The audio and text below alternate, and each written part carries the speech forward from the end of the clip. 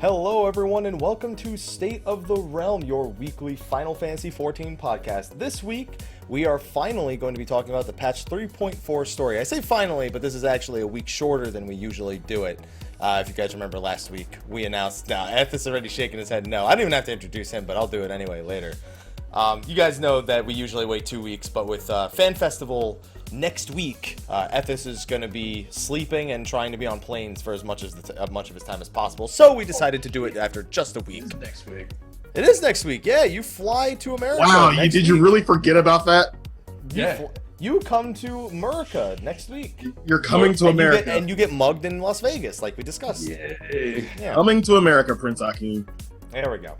But anyway, why don't we just introduce ourselves real quick? I'm sure you already know who's here based on the topic, but I'm one of your hosts, Michael, Mr. Happy Poveromo. Joining me, of course, is Slyh, a.k.a. Slythefox, a.k.a. Slyh, a.k.a. Greyfox, a.k.a. Slyh. Fuck you for getting the Sophia Mount instead of me, a.k.a. you, my boy Blue. How you doing? I'm great. Like, I really don't, like, it's just the bird. I never really do bird farms. I never did pony farms. Never got interested in all that bullshit. What do you mean it's just the bird? It's just a bird. It's pretty. It's pretty. I'm glad I got it. Dozens of runs for bird. I know people do farm parties all the time for burbs. I don't do that shit. I'm like, okay, you can have it. Plus, I get horrible RNG anyway for burbs and mounts. Think about it this way. The one time God decides to look down on me and he says, fine, you can take it. Like, I really didn't want it, but okay, I got it. Yay. It's just my Lamborghini, you know, it just gets me from A to B. It's no big deal. And of course, also joining us is Ethys Lamborghini Asher. Hello. Hello. Hello. Hi, everyone. What's up? Hi. Hi. Yeah. Hi. All right. Well, on that note, we haven't had Ethys on the show since the patch last week. We had Mary on last week to talk about the initial patch impressions. So before we actually get into the story, I want to open the floor to you, because I want to say open twice in one sentence, to talk about the patch and how you kind of just rate it overall. Don't need to go into things, topic by topic if you don't want to, but I want to give you the floor so you can state your opinions on this patch. Ooh, I think the last two patches we've had have been probably my favorite in terms of story. Absolutely. I feel like, the last patch we started to pick up like a really, really good pace, which we haven't really seen during 3.0. And I feel like we're kind of keeping up the momentum at the moment. So I'm really happy with that. In terms of the content, new raid content's always good. I know people have got mixed feelings about Alexander at the moment, but it is what it is. Mixed feelings about Alexander, you don't say. That says no one's ever had mixed feelings about Alexander before. No, that's a good point, actually. That's quite true. Yeah, you can't make everyone happy. I think the dungeons, Zolfatol is one of my favorite we've had in Heaven's Ward so far. Gabal is honestly, it's boring. It's very samey. I'm not weren't you praising Gabal last week? No, you were praising Zelfatol last week. Mary and I were talking about Gabal. That's right. Yeah. Right. Yeah. I mean, it's good. It's just like there's not enough distinction between it and the normal mode IMHO. With the exception of the last wing of it, but other than that, it's yeah. No, I get it. Last wing because the boss is an owl. I get it. That's terrible. I pretty much agree with everything you guys were saying about it last week. Well, that's boring that you agree. Well, but at least Gabal had books this time. Yeah, it had 3 of the same book at one point. Yeah, what did you think of the boy and the dragon gay? What did you think of that? The boy and the gay dragon. It's great. I think it was interesting. Well, here's the thing: we already know this story. We've heard it. That's the one in the Null, the Wyvern Mount, right? The Wyvern Mount, exactly. Yeah. And we also hear it in the 2.0 main scenario. There's a point where someone recites it to us in Camp Dragonhead. But it's kind of cool to see the original version of the myth and then like the twisted Ishgardian version of the myth. But it's still like, I don't know, I think I wasn't expecting much from the books, I gotta say, after they let me down last time. The meeting of the Magi was actually pretty, it was a little comical.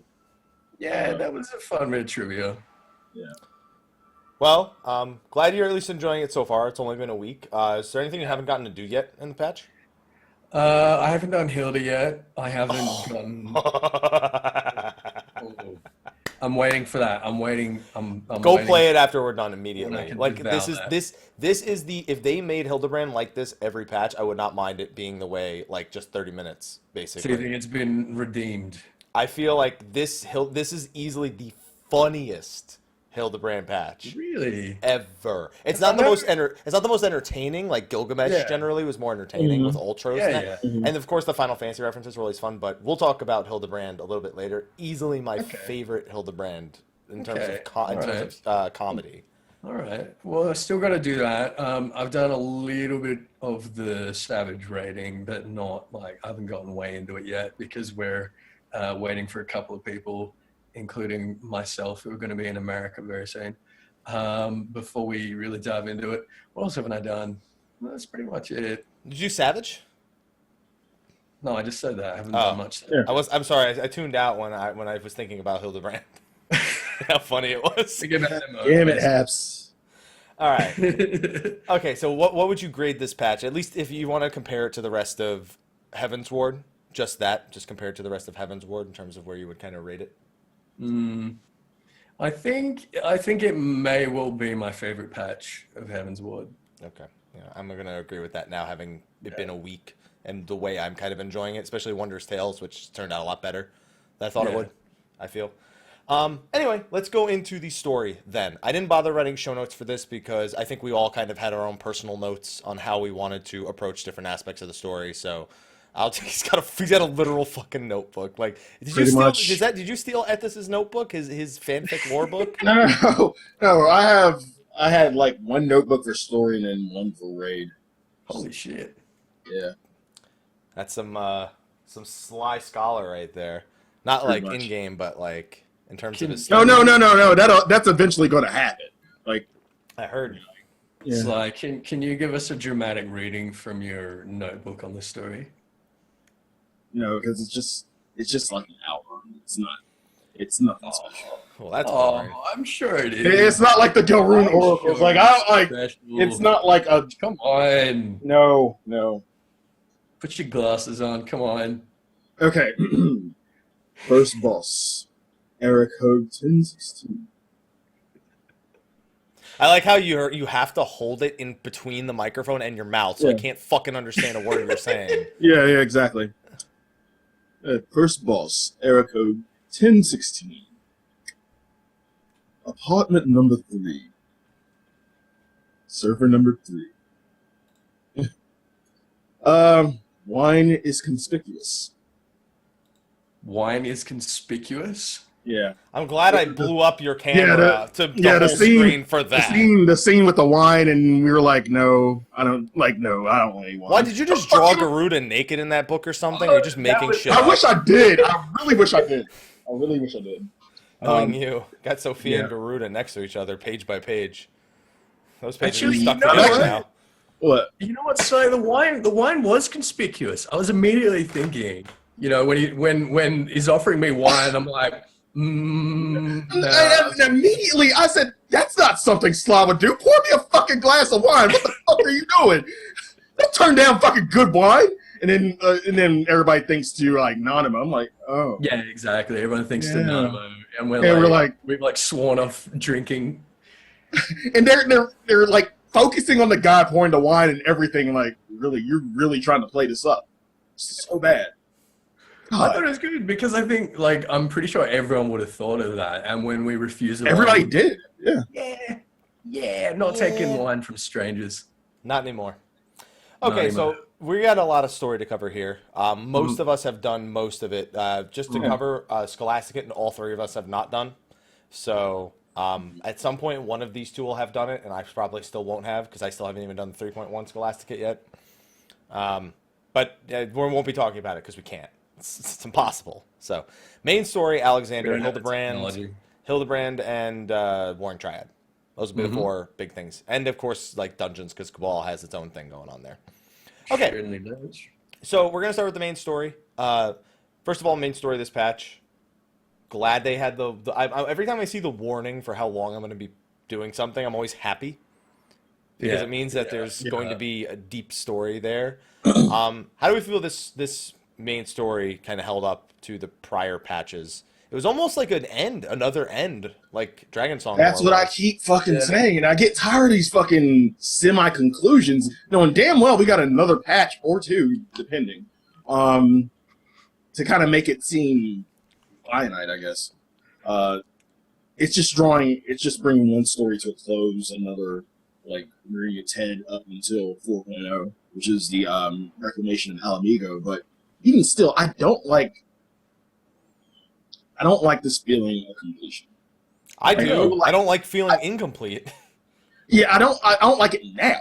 That's what I'm saying. I don't like it. It feels like everything is After drawn we to a just close. had a conclusion, yeah. Yeah, we Conclusion. just had a conclusion. Now we have another conclusion. Like, And Warriors of Darkness is really one of those stories that you kind of anticipated going much longer. It's not over technically, but we won't see them for a while now. It'll be a while before they become the centerpiece again. I feel like the closing of the Warriors of Darkness story is closing up something much bigger that's been going on since 2.0 and maybe earlier, which is us being like, what the fuck is this planet? What is Hydaelyn? What is the rejoining? What is the sundering? What is the calamities? What's this all about? So I feel like it's not like a sudden thing of the Warriors of Darkness are here and now we're done with them. I feel like it's been a way to sort of bring forward this bigger issue. All right, so let's kind of do this chronologically, because the way the patch begins is kind of almost like the way all of their Realm Reborn patches began. Primals are doing bad things. Beastmen are doing bad things and they're summoning primals. That's why you go to Zelphatol. That's why you eventually confront the kobolds in Ogamoro, which was actually fantastic. That was probably one of the better looks we've had at sort of how the Beastmen feel regarding their relations with the enlightened races. At least I felt that way. And also Gabu, cute little thing. His parents are dead, but that's another That story. just makes it yeah, and Ethys, I wanted to ask you about that. What did you think of us revisiting Titan for this instance for story? for Titan in particular. Yeah. I thought it was really interesting. I thought it was a really clever way to do it. Same instance, different dialogue, doing it unsynced. Yeah, it was. That was the fun part, doing it unsynced. Yeah, I think so. It's fun. I'm like, oh, I got an excuse to do Titan hard mode unsynced. I like that. Again, you mentioned the dialogue in particular, where he's repeating the exact same words as Gabu. I wonder, do you have any theories on how that sort of plays to the sort of nature of primals? Because it's very different from the Titan hard mode that we encounter when summoned by the kobolds looking to, take revenge against the other races. Sure. Well, it's consistent with everything we know about primals. Is you don't necessarily have to be worshipping, but you have to will it into existence, and it's taking the image and the essence of the thing that's already there. It's what happened with Titan there was really similar to Enkidu, to be honest, in the type of summoning. Yeah, there were crystals nearby, and they just sort of, like you said, willed it.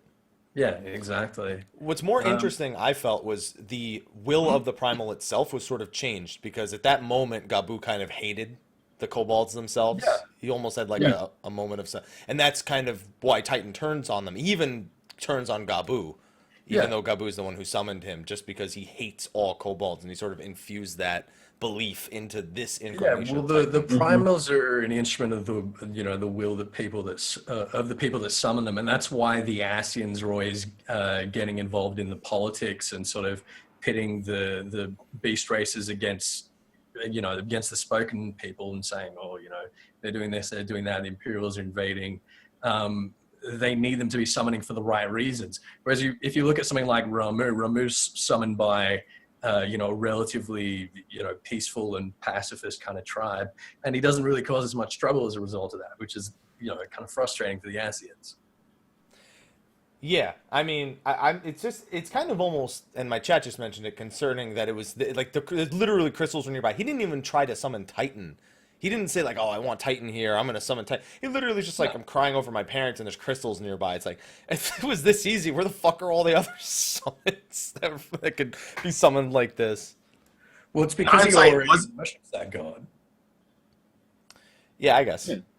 Yeah. In hindsight, if it like hasn't it always been that easy because emotion is what drives people to will or primal to existence. So, in hindsight, it's really that easy. I'm surprised we don't have a million primals running. Like everybody believes in something. That's what the 12 are for.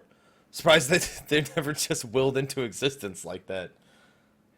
Yeah, that's actually a good point. I mean, in places with, high concentrations of ether, if someone like got really pissed off in the middle of Mordona and, some sort of apparition of Ralga suddenly appeared, it'd be like, ooh, okay, all right. Wasn't that mentioned in the story that someone wanted to summon Ralga? Well, they mentioned the Alamegans around the level 20 quest line tried to summon Ralga, and so it's not unreasonable they wouldn't try again.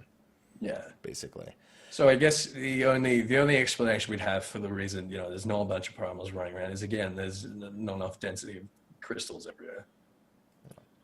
So we beat up Titan, and then we finally delve into Alameda. I mean, we really didn't do anything. The MVP was the Carbuncle. Yeah, Carbuncle jumping on his... Yeah, Carby was the MVP right there.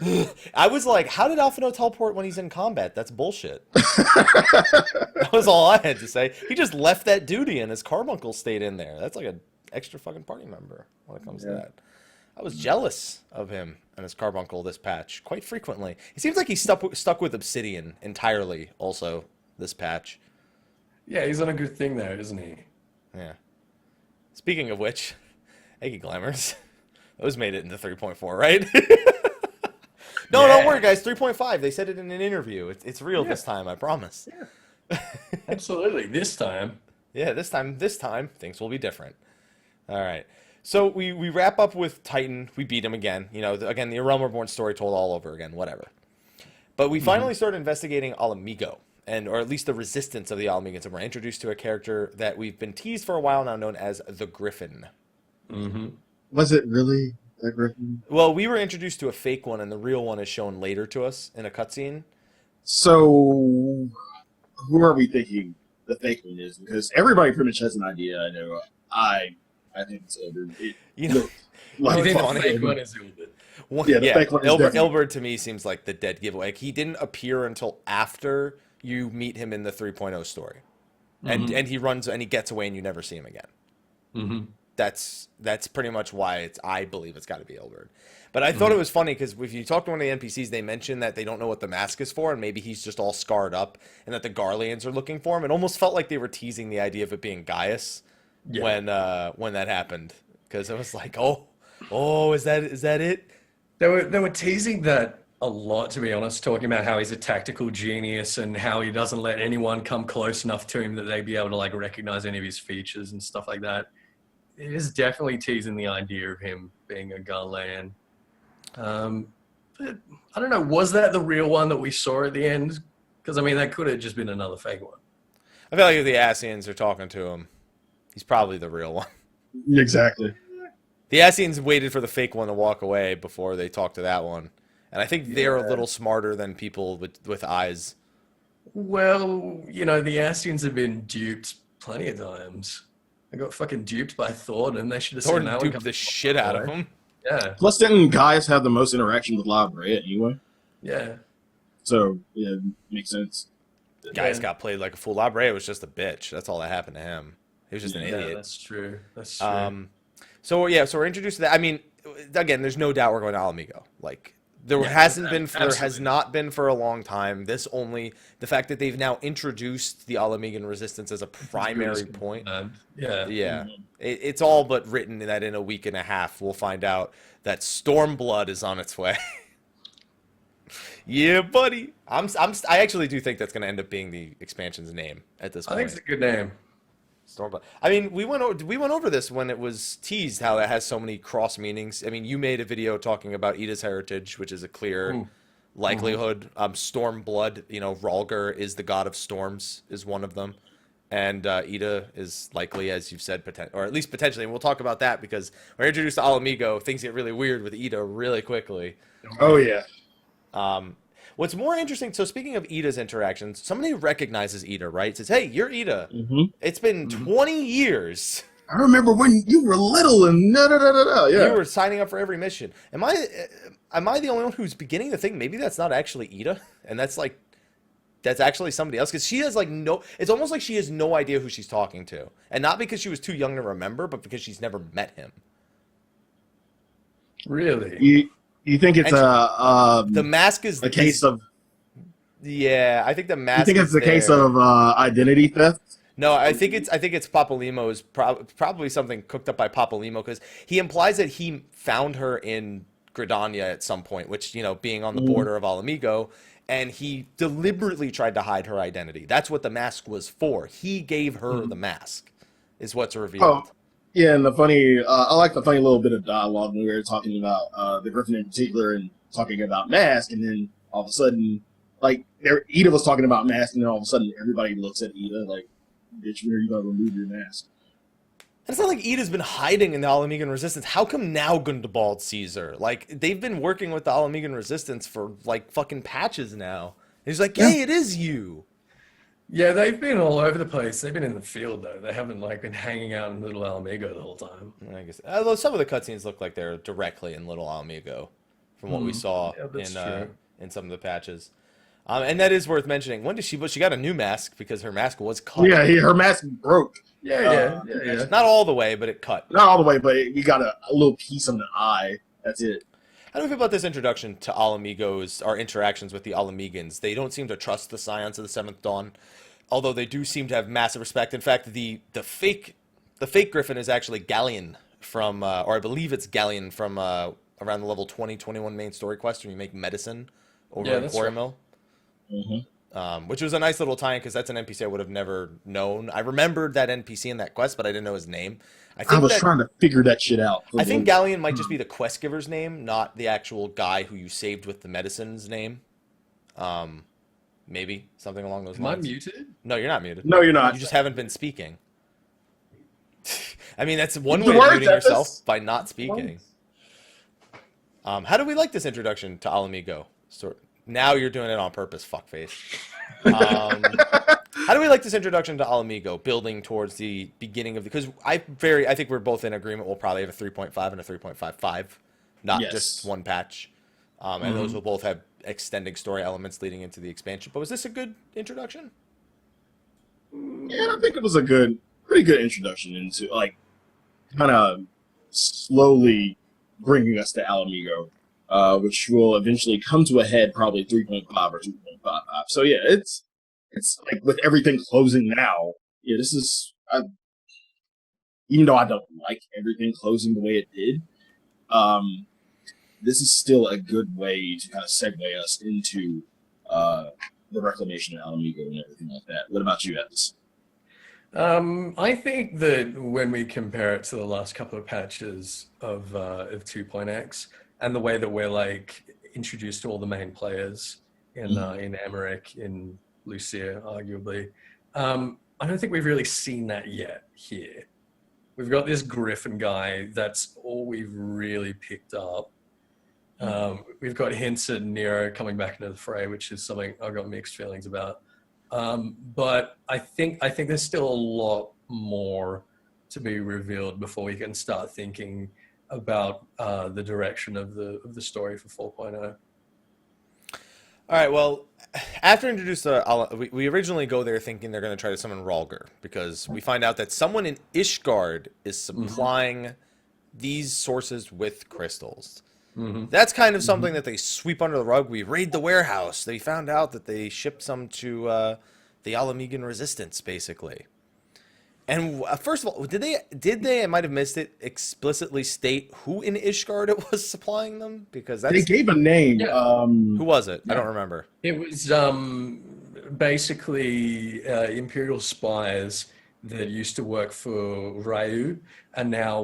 Well, yeah, I remember that. Elion Ryu, but in Ishgard specifically, it's just people. It's just they were in Ishgard and they just stole their supplies. Yeah, it seems that Okay, way. that's what I see. I was wondering if there was That way, yeah. more kind of underhanded shit going on, specifically in Ishgard with Basically, like she's got a network. She had a the network Ivy. all through the realm, and now they're Astian puppets. That's okay. Well, that makes sense. Hmm. I guess. Yeah. So we Sure. think they're going to summon Ralgar. I still think Ralgar is going to end up being a boss. I mean, he's one of the 12, but I don't know. I have a feeling we're going to I come. hope so. I hope so. Yeah. It'd be nice to fight one of the 12. We always kind of look up to them, and it's never really, they're never really made as villains. So fighting one would be a very different. So do you think approach. that will be our Warring Triad in 4.0? It'll be No, I'd be more 12? likely to believe that to be a. The thing is, I want to believe Omega himself is going to be the final boss of 4.0, directly 4.0. Or Ralgar. I'd like one of those two, but Ralgar could also just straight up be a primal that we end up fighting.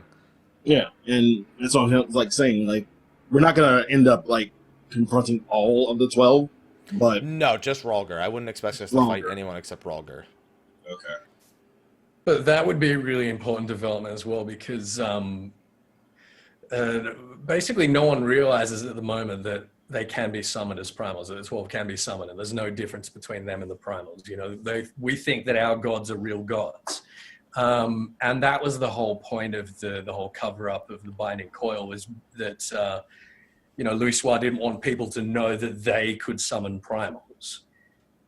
So I think that having Ralgar summoned is going to be a catalyst for a whole bunch of people realizing that they can summon the 12 in the same way that the Beast Tribes summon their gods.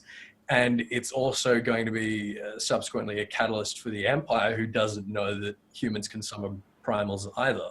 And the fact that, they want to commit genocide against the Beast Tribes for that reason. And now, anyone can do it.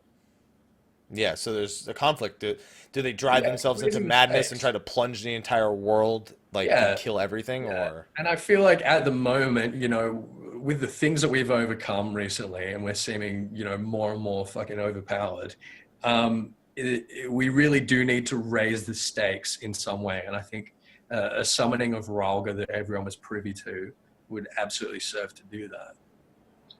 Well, hopefully we face him in 4.0.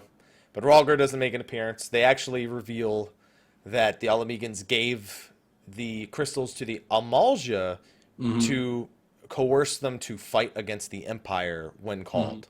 And what that leads to is it's actually a huge plot set up by somebody who we're kind of introduced to, and you're given a one-liner to identify who it is. An entire event sent to put up light against darkness. And that is that the Warriors of Darkness, it seems they have already killed Ifrit by the time you get there, because the Bowl of Embers is actually there already. And then a bunch of Amalja are KO'd. And the Warriors of Darkness, Warrior, Paladin, Bard, Black Mage, and White Mage, which, by the way, they did something clever with the names for the Warriors of Darkness. I don't know if you noticed. They named them after the Final Fantasy III jobs where the Warriors of Darkness are actually from. The Devout, the Magus... The Ranger. The Ranger, the Knight, and the Warrior. Yep. Those are all names of jobs from Final Fantasy III. Okay. Kryl is also wearing a Devout outfit, so I like pointing that out from time to time. And we actually finally get all the names of the Warriors of Darkness. Yeah, which we all are already expecting Ethys to quiz us on in 3 weeks. I only remember Arbert and Julie, which is the... Arbert, Blenhurst, Jehumo, Nalibear, and I forget the... And which one do you forget? The Lothel. La something. La something. La something. Great name. La Fell. Okay. La Fell. How was this? How did we like this confrontation? The direct confrontation with the Warriors of Darkness. Red Mage confirmed. More like Mystic Knight, I felt like, because the thing is, she does nothing but auto attack. Yeah, that's all. That's all she does. She does auto attack, and then she cleaves the world in half. Look, that's true, but we got Thancred using ninja abilities in a very different way to how ninja actually presented itself when it was released. But I think this is definitely something like a Mystic Knight or a Spellblade or a Rune Fencer. They're pretty much all the same thing, aren't they? Do we all agree that this is definitely teasing a new job? Yeah. Yes. I don't know what yet, but between Ilberd and all the Megans in general seeming to have an affinity for spell sword type things, and Alisaie having traveled and followed them and kind of watched this conflict from afar, I can't help but feel like it's all leading towards some sort of spell sword. Okay, and do we think that's going to be a 4.0 job? Yeah. Yes. Okay. I don't think Alisaie's armor is going to represent its artifact gear, though. Some people would have been talking about. I don't actually like. Hers is Artifact armor made by Tataru. I mean, that I'm down for, but just not that outfit. That'll happen one day. Yeah. So speaking of Alisaie, we kind of glanced over the one scene that Coil affected. And that's a scene where after Gabu has seen the death of his parents, you've beaten Titan, you're kind of just hoping Gabu recovers. Alisaie is sitting out on a cliff in Camp Overlook, and you have a discussion with her. And that discussion in particular can go different ways depending on how much of Coil you've completed. She speaks about her father, about the events in Coil, depending on how far you actually made it, pretty much. I don't know if this was enough for them. Like, this cutscene was fine and all, but I don't know that it was enough. And I knew people were going to say that. I knew people were going to say that. Like, was it going to be enough? And I kind of expected this. I kind of expected, it would just be maybe something in passing or maybe one scene. Like, I wasn't expecting it to affect the whole entire story. Like, so I pretty much got what I expected out of it. What about you, Ethys? I think it was enough. I think it was sufficient. I wasn't expecting very much. I wasn't expecting a couple lines to change. But I feel like what did change was sufficient to recognize and to make us feel like we had some history with Alisaie. Because if we hadn't done Coil, when we're seeing Alisaie in this patch, it's going to be like one of the first times we've actually seen her. Since level 20-ish. Since the quest immediately following. It's going to be one of the first times we've seen her at all. We're going to barely know her. All of what we know of Alisaie and all of the I guess, camaraderie we've had with her has been through Coil. And I was worried...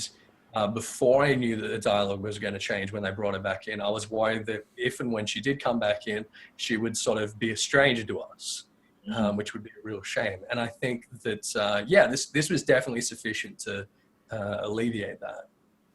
Now, one thing we talked about, the fight with the Warriors of Darkness.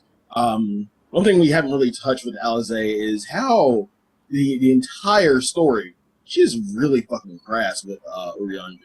For rightfully so, so, and then it comes to a head when we actually fight the Warriors of Darkness, and Urianger comes and he betrays the Warriors of Darkness, so to speak, and it was an inside job. It's an inside job. You predicted it was an inside job, right? Ethys? I didn't. I had no idea. I really had no idea that Urianger was a double agent.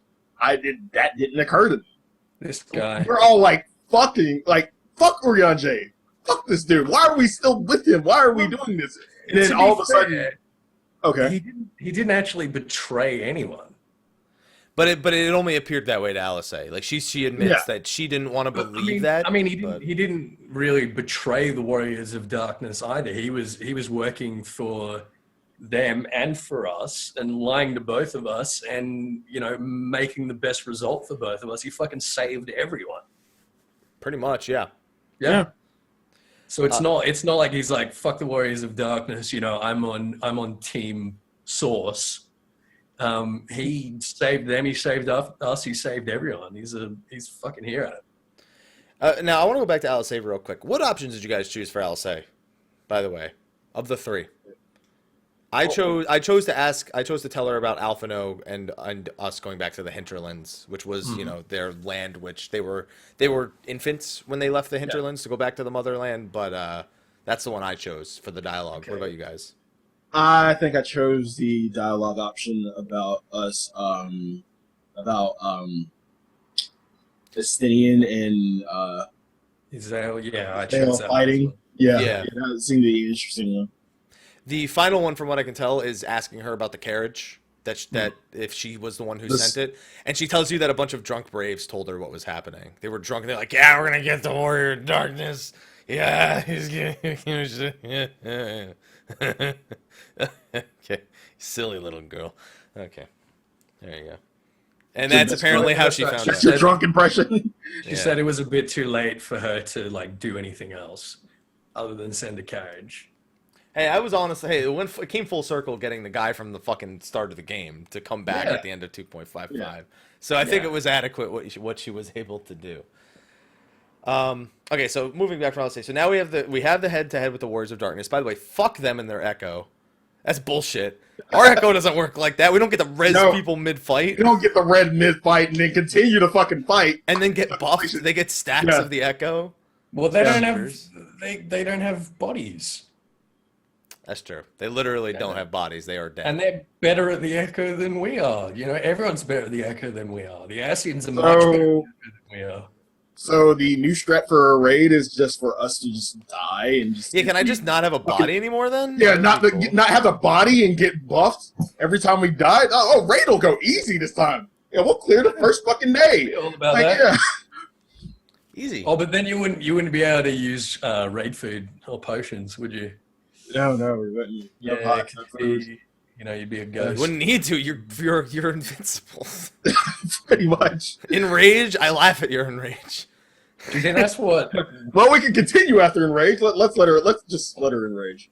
Okay. Do you think that's what dev mode is? The devs just don't have bodies. Yeah, that would explain it. Pretty much. Yeah, they're invincible. So the big thing with this event, first of all, if this is how they play in a Balance Warrior, making them have a fire AoE on Tomahawk, AoE home gang, and that is, if that's what they're doing to Warrior in 4.0, let me just say that is the opposite of nerfing and balancing. I'd like to put that out there, first of all. Second of all, we finally figured out what Urianger J has been building up to all this time. Like, the Warriors of Darkness tell you that one life for one world. Mm-hmm. Now, before we delve into this, I just want to throw this out there as kind of like breaking the fourth wall kind of thing. Do you think they're in essence, and this is just a stretch, it's a huge stretch, but do you think their world they're referencing to is 1.0? No. It's made pretty clear what world they're referring to, which we'll talk about when we actually get to, because there's a huge reveal about where Hydaelyn specifically, our star, stands in regards to why the Warriors of Darkness even exist in the first place. Pretty much. So we find out that Urianger J actually arranged this entire thing specifically to put light against dark and call all 6 of those crystals of light into one place so that they could communicate directly with the word of the mother.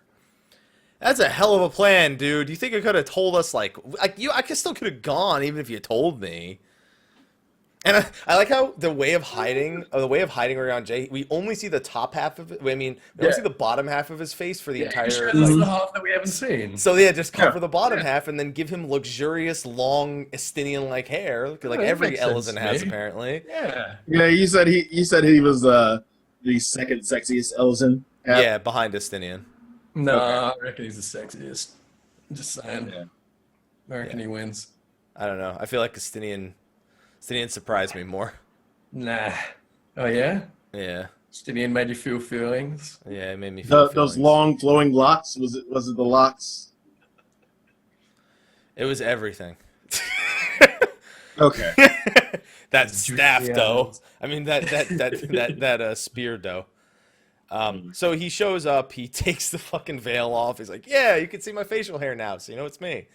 And then suddenly Alphinaud's like, "I know that beard." He didn't even take it off when he figured it out. He said that before. He's like, "My God, it's Urianger J."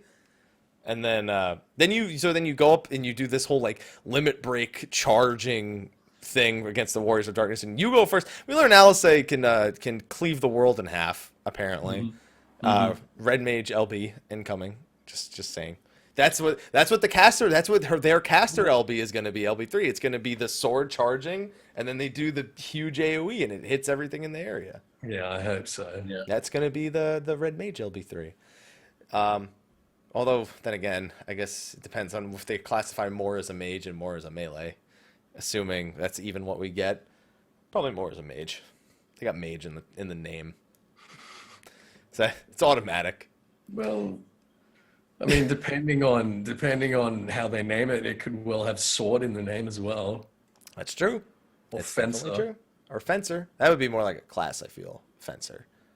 It makes more sense. That sounds more like a class name, like thaumaturge. But we're not getting classes. Thank God. No more fucking classes ever again, please. So she beats them, and we're like, yeah, we did it. And they're like, dude, we don't have bodies, man. Like, the only reason we were able to come here is because we renunciated our flesh, or whatever the fuck they said, renounced our flesh. Mm-hmm. And that was kind of a weird thing to reveal. They could have just told me that they used the crystals, but no, they had to literally strip themselves of their flesh to come to, as they refer to our world as, the source. Mm-hmm. And that's where we're going to dive into next, because we learn, unsurprisingly, that there are a bunch of parallel stars out there, all sort of based on Heidelin's image, which is our planet, and they've all had different sorts of events happen. 5 of them, I think they said, have been consumed by darkness. One of them, which is the one that they're from, the Warriors of Darkness, is actually being consumed by light. It is actually the other way around. Well, we've had 7 calamities, right? Right? And what each of those calamities are doing is forcing Heidelin to bring one of those shards back into the source. So that's 7 worlds that have been consumed by Heidelin, effectively destroyed. Everything returning to the life stream. One of them has been consumed by darkness. That's the void. That gives us a strong. And that's world number 13, I think they said. That's world number 13. Well, I mean, like, that's fine, because number 13 was just a void to me anyway. Yeah. Yeah. Eventually, Lightning's in France doing Louis Vuitton shooting. So yeah, it's fine. So basically, we find that if darkness is allowed to consume, it becomes the void. But if light is allowed to consume, it becomes something very similar. So the Warriors of Darkness, they were the Warriors of Light on the first, and the light was so powerful there that they think the light is about to consume their world and turn it into something like the void. So Elidibus convinced them that that's going to happen, and the only way to prevent it from happening is to come to the source and to force more rejoining so that their world is completely consumed and they're all allowed to die. So that's like the real tragedy, is that they've been forced into this position where they believe that destroying their world is preferable, and the only option they have left to sort of save it and redeem it to prevent it from becoming like the void. Yeah, and it's kind of fucked up, because at this point so some people have been saying that means that there's a shit ton of worlds out there for us to explore. The problem still being, we still have a body that we need. I don't think we'll be getting rid of our... I mean, don't get me wrong. I don't think... It's not like Heidelin couldn't send us from the source to one of these other locations. I'd imagine, at the very least, she has the power to do that. But that won't be for a while. That wouldn't be for a long time. And that's even if that's possible. Like, we may still follow those rules where we can't without that level of sacrifice. I don't think we will necessarily follow those rules because we are from the source. Yeah, that's my only thing. Yeah. What is the opposite of the void? Purgatory. Yeah, pretty much. Yeah. I'd say that a world consumed by light is probably purgatory, in a sense. So we're explaining this. We're explaining the source. We're explained how these shards, those parallel worlds. Some people thought that maybe Bahamut destroyed the Warriors of Darkness world, because basically he brought upon a calamity of light. That's why I brought up the whole 1.0 argument. That's what a lot of people think. So technically, what Bahamut did destroy one of those parallel universes, but not because he went to that world and destroyed it. Because he weakened Heidelin to the point where Heidelin was forced to consume one of those worlds. Yes. So he is to blame, and it's possible that the Warriors of Darkness, their worlds, that light is, Mega Flare is basically a giant light in the sky. But No, it's not. It's not. implied that they just did so much good that there's no darkness at all. Yeah, And their world hasn't been consumed. What they were trying to make their world be consumed. If our last calamity had consumed their world, that would have been exactly what they're trying to do at the moment. No, they've done, like you say, they've done too much good. They've pushed back the darkness so far that it's about to become something like the Void. So they've come here to basically to escalate another calamity so that their world will be properly consumed in the way that Bahamut consumes whichever one that was consumed when that happened. So you're saying there needs to be a balance. Yes, that's the entire point. That's the theme. That's the theme. Then okay, Sophie was right. Sophie was right. There needs to be equilibrium. No, I don't think there has to be equilibrium. It seems to me that what Heidelin, what the word of the mother is implying anyway, is that the light needs to be stronger than the dark, and we do need to push out the darkness and stuff like that. But there still needs to be some. There still needs to be something. And that's why she was saying that she'd travel to the first and excuse me, and make sure that she brought enough light onto herself to make sure that it wouldn't be consumed. That's not to say that she's trying to bring equilibrium and there needs to be as much darkness as there is light. There just needs to be some. There just needs to be some darkness. And that's interesting. So this is actually finally the patch where we've basically brought together the entire Silence of the Seventh Dawn since that point we've been working towards. The one thing being, Minfilia gains consciousness as Minfilia again. Yeah. Before the word of the mother takes her to the first, basically. And I thought that was interesting. Well, yeah, we get that scene with Philomene right after. Yeah. Yeah, it seemed that the word of the mother actually released her, and that it wasn't a temporary thing. It was it was Heidelin. She said to the Warriors of Darkness that basically what they'd done on their world had created enough light and given her enough power that she could actually release Minfilia to operate as an emissary rather than as this sort of parasite, and that she could send Minfilia off to the first and act as her emissary and kind of deal with all of that bullshit without Heidelin having to, expend herself in any way. And she could still remain, present. And that's good that's good for the point of the story that Heidelin has gotten stronger. Again, she has indeed gained a great deal of her strength back. Yeah. So Minfilia is now basically Doctor Who. She's going to be traveling through space and time, bringing light onto herself. So if we see her in Final Fantasy 15, it's because she can just travel between worlds now. Pretty much. Got it. Okay. So the whole multiverse theory has been coming up a lot again. And people saying, oh, the 13th, that must be Final Fantasy 13 because, the end of Lightning Returns, it becomes kind of like the Void. I'm like, yeah, but Lightning appears in our world before before Lightning Returns, rather, and at that time we already have the Void. So no, I don't think it has anything directly to do with the other Final Fantasy games. No, it's funny because everyone was like, the Warriors of Darkness, their world was consumed, and everyone's like, well, Final Fantasy 11 is kind of on the brink. So is how many Final Fantasies have the multiverse theory? I've got so many people just insisting this. It's I think it's everyone's favorite fan theory of guys. Wait. Elegance. Just remember. That's all you gotta say. Because you can throw 13 in. I'm even gonna go there because it's my favorite. Tempest. Yeah. The 9 and 9 meet 9 because they do that shit over and over and over and over again. And exactly. It's like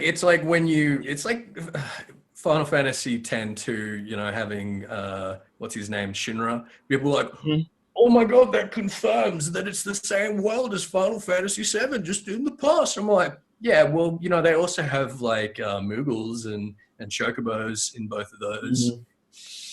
And it doesn't help that the director or somebody who worked on Final Fantasy X-2 said, well, maybe sometime, in another world, somebody heard of the Shinra and decided to make a thing. Yeah, he didn't help that theory at all. No. Or I mean, he did help it. He didn't help, Yeah. not being a thing. And also, there isn't another Final Fantasy world that has Lalafell's Mikote and Regaiden, and no Final Fantasy. So if we were the source and they were all built on us, yeah, in theory, yeah, and that is true. You have to remember the Warriors of Darkness aren't the same Warriors of Darkness from 3, even though they follow the job system. They're copies of our same races. Yeah. So there is a Final Fantasy XIV multiverse, but it is not the same as what people like to think of. The Final Fantasy somehow Greg got it. Greg gets everywhere. He came from one of the other worlds. That's fine. Greg literally travels between the games. That's his thing. Like, he actually is able to travel through the games. And hell, maybe World 13 being the Void is like enough to create the connection, but World 13 itself is still just World 13. Right. Yeah. No, it's not Final Fantasy 13. Why would World 13 be where the Final Fantasy 3 final boss is if it was Final Fantasy 13? Like it doesn't make any fucking sense. I did have this thought though, that maybe when each of these calamities happen and we end up having to absorb, one of the shards back into the source, maybe it actually does affect the source in some way and it changes something. And it makes me feel like maybe whatever shard that was destroyed in our calamity was like an alternate universe where Final Fantasy XIV was like a good game. And we just absorb that into ourselves. Yeah, we just absorb that into our source. Yeah, exactly. So really, we kind of have the Asians to thank for Final Fantasy XIV being playable. Yeah, we don't have the people who made the game. Just we have the not the devs. Alligans. Not the devs. Not Bahamut. Hey, Alligans. My immersion. All right. Okay, fine. Alligans. By the way, is our world 14? No, our world's the source. But I mean, is the source World 14? No, I think it's more like World 0. Yeah. I just have to ask because it's 14. Ugh. Final Fantasy 4. They do it all the time. Yeah, we know where you're going. Just like, remember how surprised you were when I explained the number 15 game, why it was called 1 + 14? Because it was the number game from Final Fantasy 1, but it was in Final Fantasy 14, and it was the game's called number 15. That was beautiful. It's beautiful, yeah. So it's very clever. So the Warriors of Darkness, I mean, I actually kind of had that theory when you were on last time when we were kind of discussing what we thought, where the Warriors of Darkness actually were trying to achieve the same goal as us in a sense, but by a different means. And it seems that that's because by the time the Warriors of Darkness leave, they respect the Warrior of Light of this world, and they just want to make sure that our world isn't destroyed since their world now has a second chance. Yeah. Well, their world was never going to be destroyed. Hydaelyn basically saying she was going to find a way, and that she's not like Zodiac, and she's not about consuming worlds. She wants people to live and have lives and be free. It's just that Elidibus had somehow convinced the Warriors of Darkness that Hydaelyn didn't give a shit, and that she was going to let him be consumed. Although he was pretty pissed. He's like, oh, now we deserve your attention? Yeah, all this fucking time? She couldn't talk to them before. They're all the way on that, out in... And she didn't have a voice without Minfilia. Yeah, exactly. So we wrap up their story. Minfilia goes with them to the first. Warriors of Darkness are out of our world for the time being. The question is, and they raise this in the stories, if they'll have bodies when they get back, because their bodies are gone. No, they yeah, that's the thing. It's implied that it looks like she takes their souls, which, by the way, remember the patch's name is Soul Surrender, and the whole idea is that they surrendered themselves to allow themselves to travel between worlds.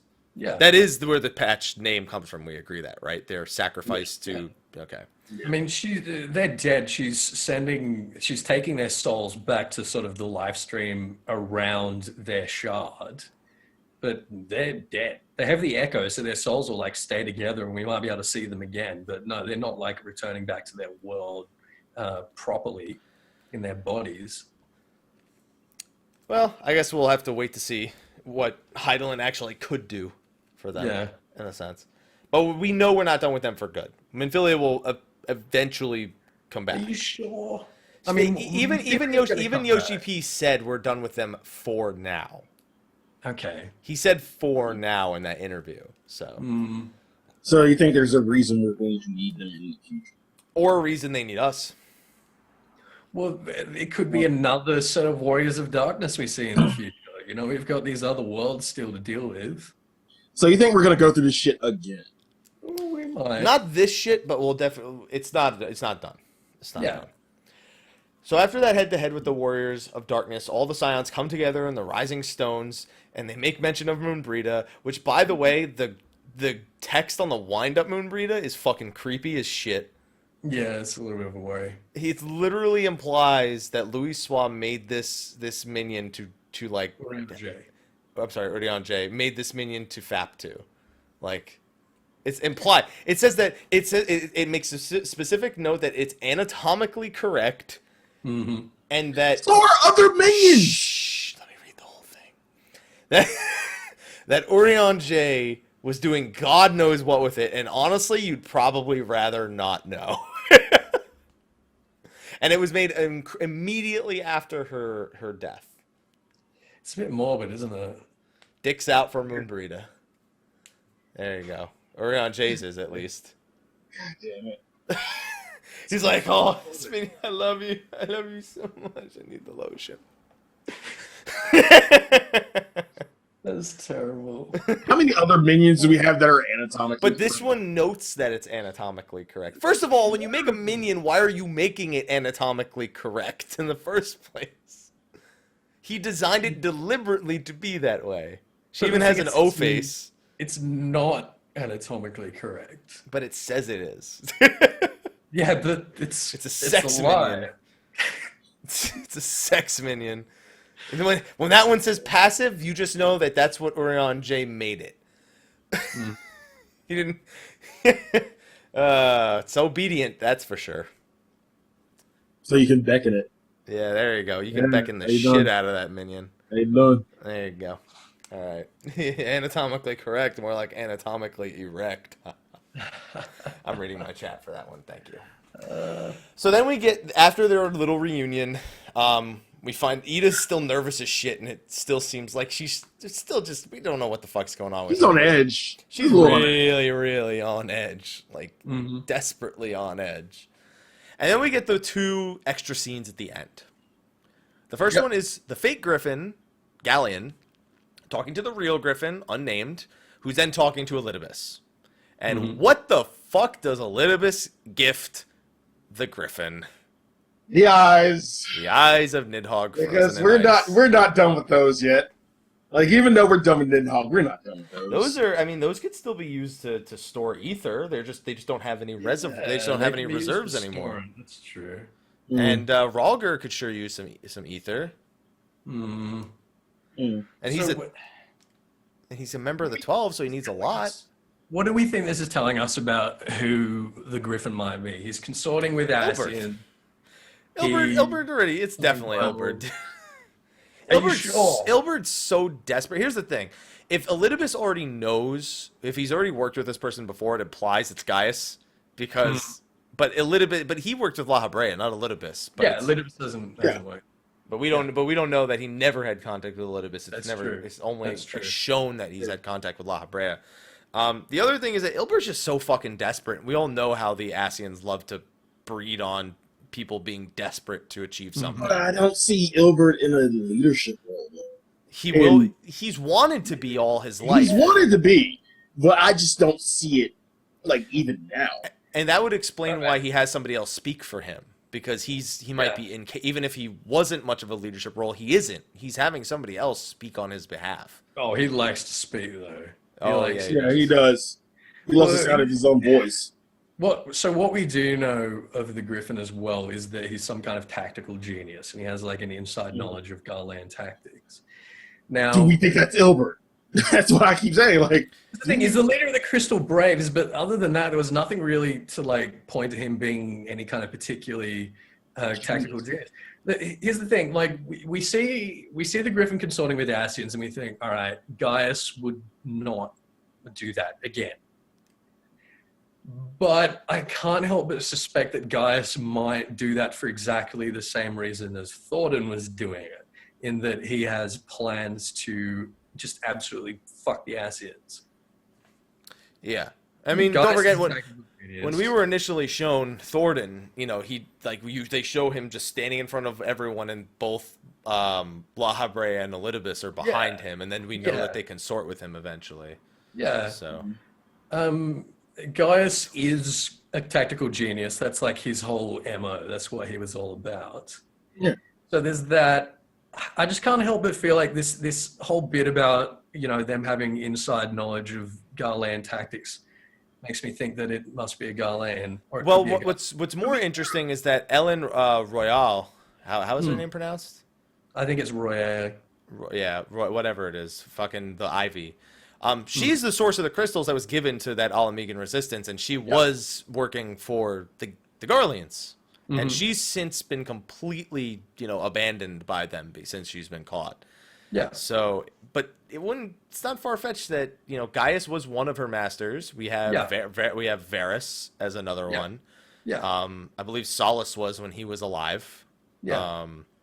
I mean, what was his name? His name wasn't Solus, was it? What was the name of the old emperor who died? Was it Solus? Solus Oscalus. Solus Oscalus. Okay. So she has, and if she's the one providing the crystals, then it's not far-fetched that it might, and especially with who they reveal in the final scene of, you know, definitely being of Garlean descent. Yeah, of course. Well, I think there's a possibility that Nero might be the Griffin as well, because he's wanting to keep people away from him for the same reason as Gaius might. He's got insider knowledge of, you know, Garlean military, which would make him seem like a tactical genius to an outside observer, and it would tie in, you know, what's going on with the resistance with Omega weapon, and would give me that what I wanted to see of, you know, Ilberd using the Omega weapon to try and take back Alamigo. You could still see something very similar to that. So there's definitely a few different options for who the Griffin might be, or it might be none of the above, and it might be the secret heir to the Alamegan throne. Maybe it's Edith's dad. Who the fuck knows? Yeah, who knows? And then we have the final scene, which we've already alluded to, where Nero is brought back into the fray, and he has finally, after all this time of Omega being just one of those things that's kind of whispered in this main story, he finds what looks to be the activation panel of Omega, and Omega himself even begins stirring the land when you see Nero there. So Omega is going to be very important very soon. How important are we thinking that Omega's going to be? He's going to be, I feel like he's the center point of conflict in 4.0. Center point main story or center point? Now, I hope that they kind of, and we'll talk about this when we get to Alexander, because they tried to do it very last minute and didn't work well at all, but I hope they try to tie it to something you've done as part of the main story, as opposed to just making it its own separate entity and not just, oh, here's a cutscene at the end that ties in the raid and just teases the raid.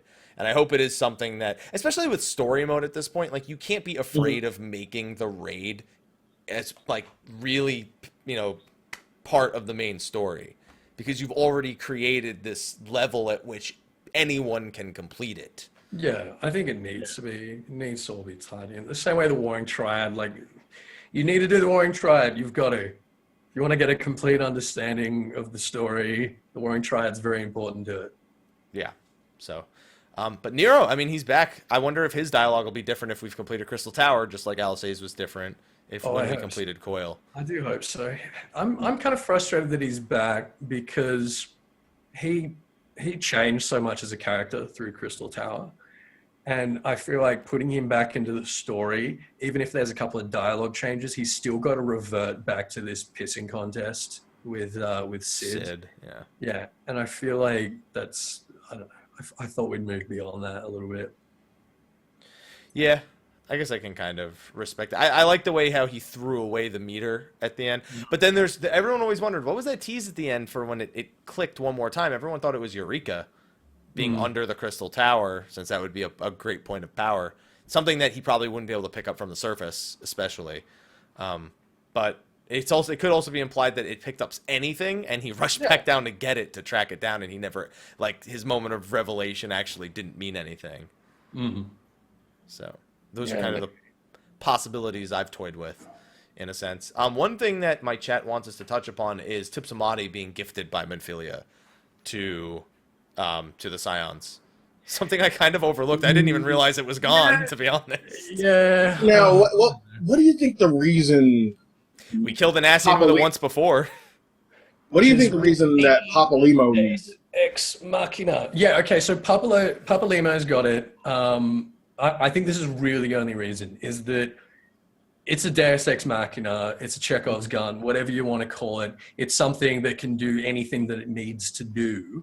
If we've got it in our possession, there's going to be so many times in the 4.0 main scenario where we'll be like, why the fuck wouldn't we just use Tipsamati to kill that thing? Whereas if it's not literally in our back pocket, Papa Limo can conveniently show up when we need to use it, and that sort of, I guess, averts that problem. But I know a lot of people are feeling kind of sus about giving it to Papa Limo, and that maybe that might come back to bite us in the arse in some way. I mean, it could. I don't think it will. I don't think it will. Yeah, I don't think it will. I don't think Papa Limo's one of those characters we need to be concerned about, other than what he's hid from us with Ida. Yeah, that's true. I mean, do you think they're playing on that?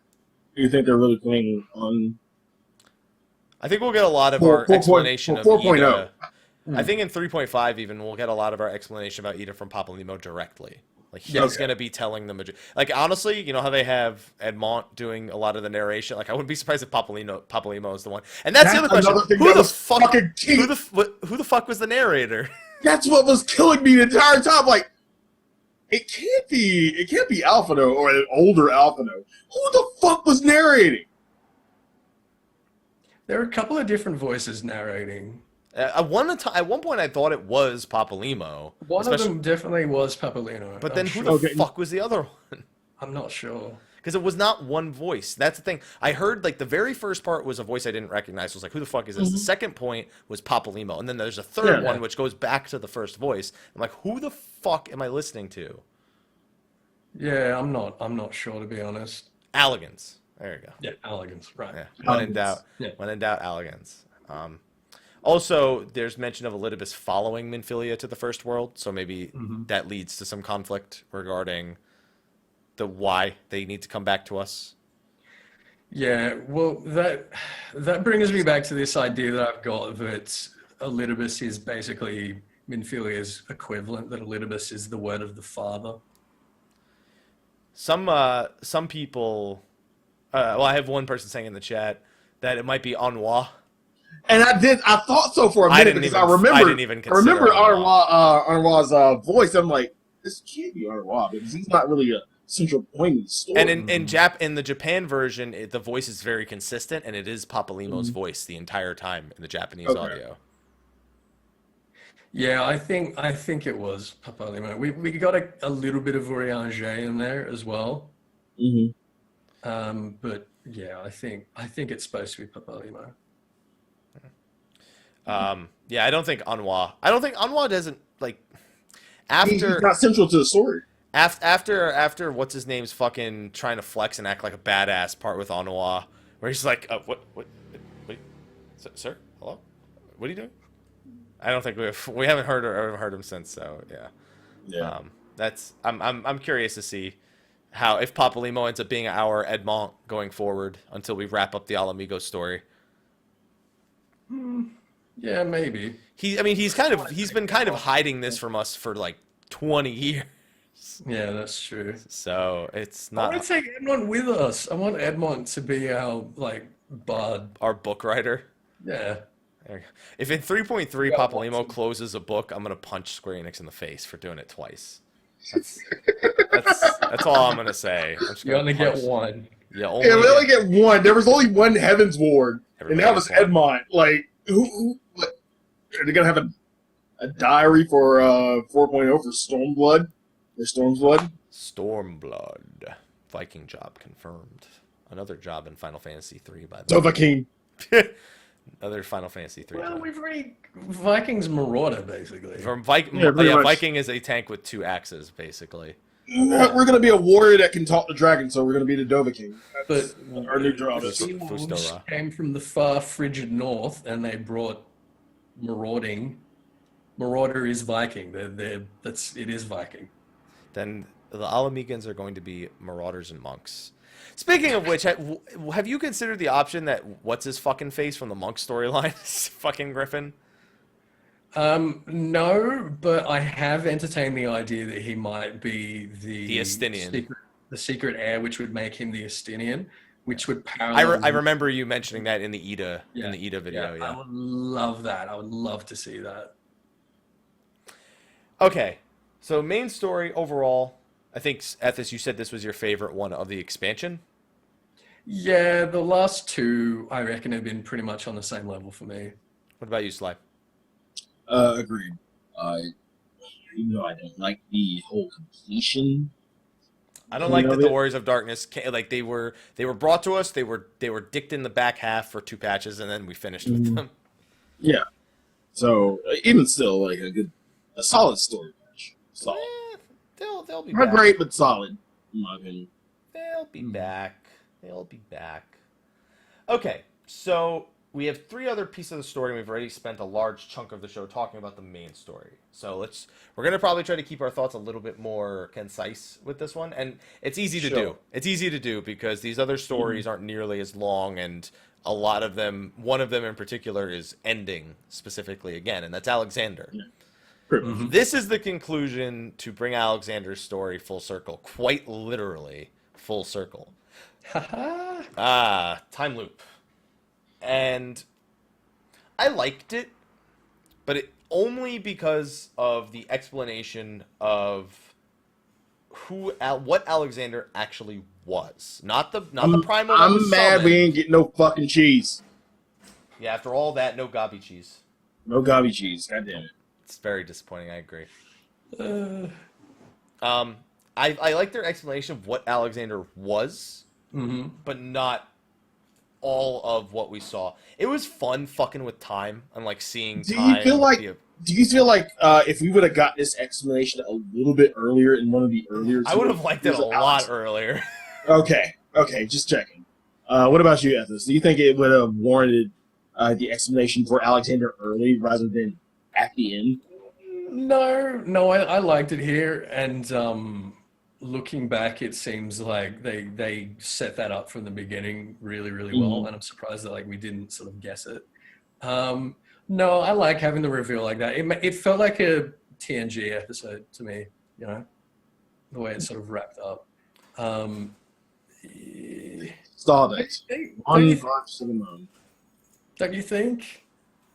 Yeah, it did kind of feel like a TNG episode. Yeah, no, I really liked it. Although I think the 1.0 reference, I think that was shoehorned in. Stupid, yeah. I think there was no way they had that considered back when Travashay or Travanshay. No, obviously not. But they had to wrap that up somehow because that was a storyline that was never going to be concluded.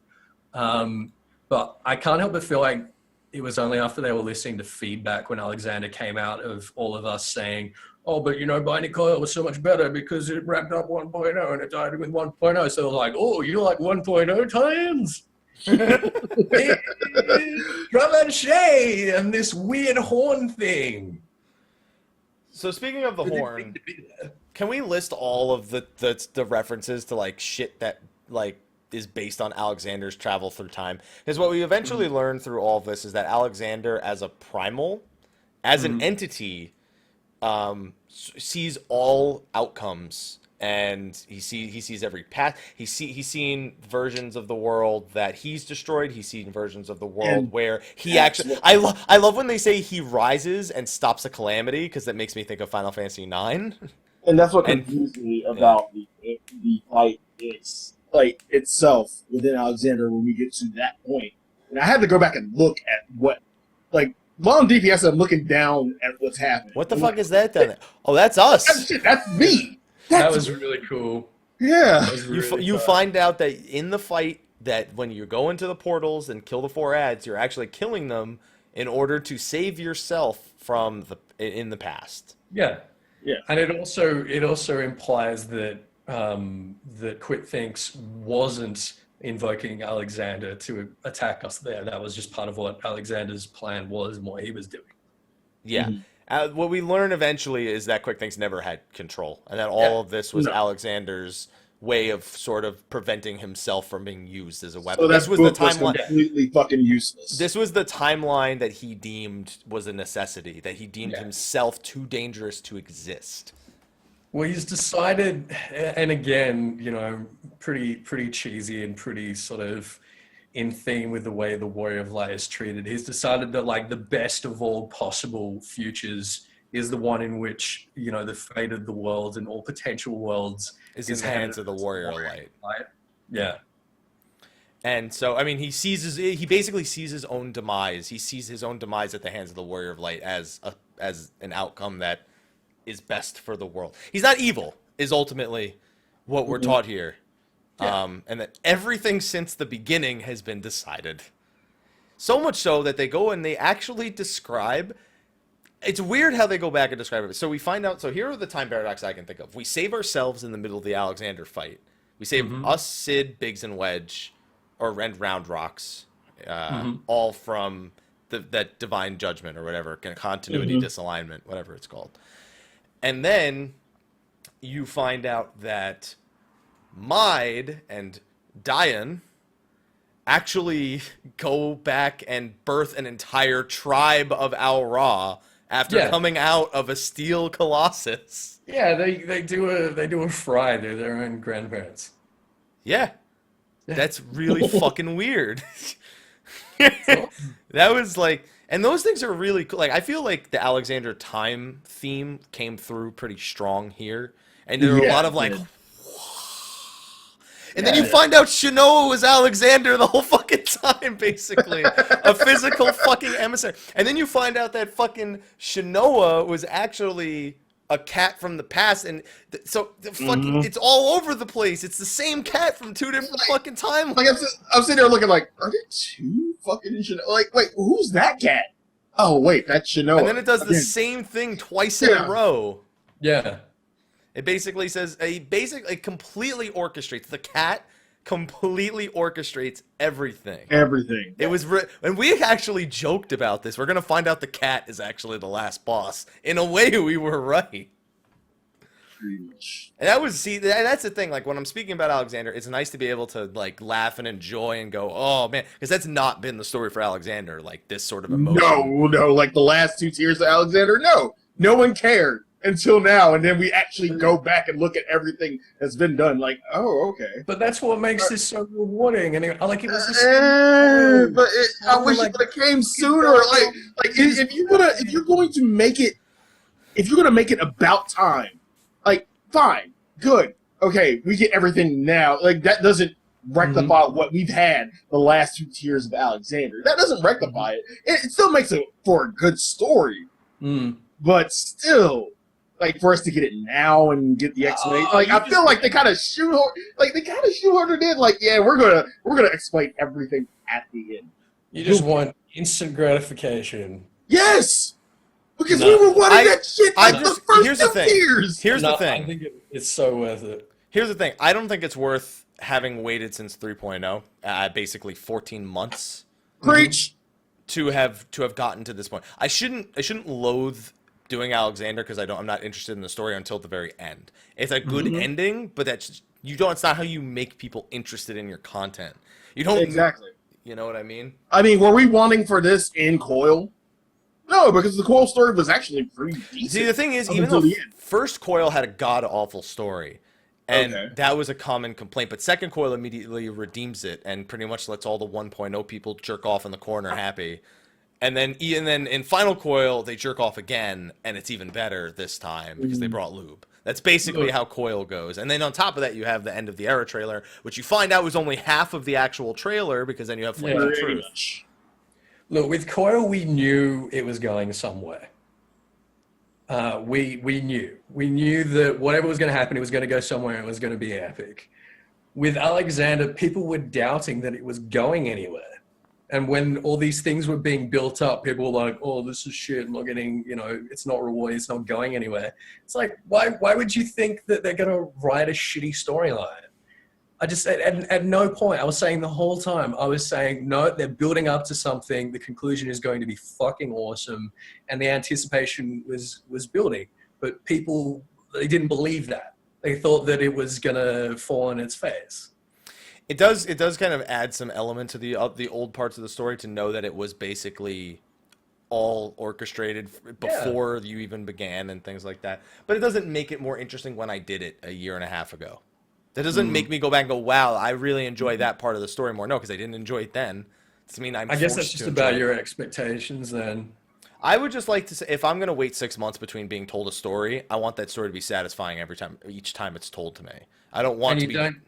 You don't think that the first two were satisfying at all? I feel like the first one basically... Not at all. So everything that End of the Era did sort of made even the shitty first coil forgivable. Even just fighting on Bahamut's hand and then seeing Louisoix and Nail with no further information was endlessly more entertaining because you had already seen what Bahamut was capable of. Alexander, we never got to see what he was capable of until basically this patch, which was the huge bit. Like if they had just told us that Alexander had these powers at the beginning, then it would have been immediately more interesting to me. Well, we were told in the last tier that he had these powers. We were told, but it was explained at the very end. Basically, we takes nothing away from the fight itself. Yeah, it takes nothing away from the fight itself, but like really no explanation while we're fighting Voltron.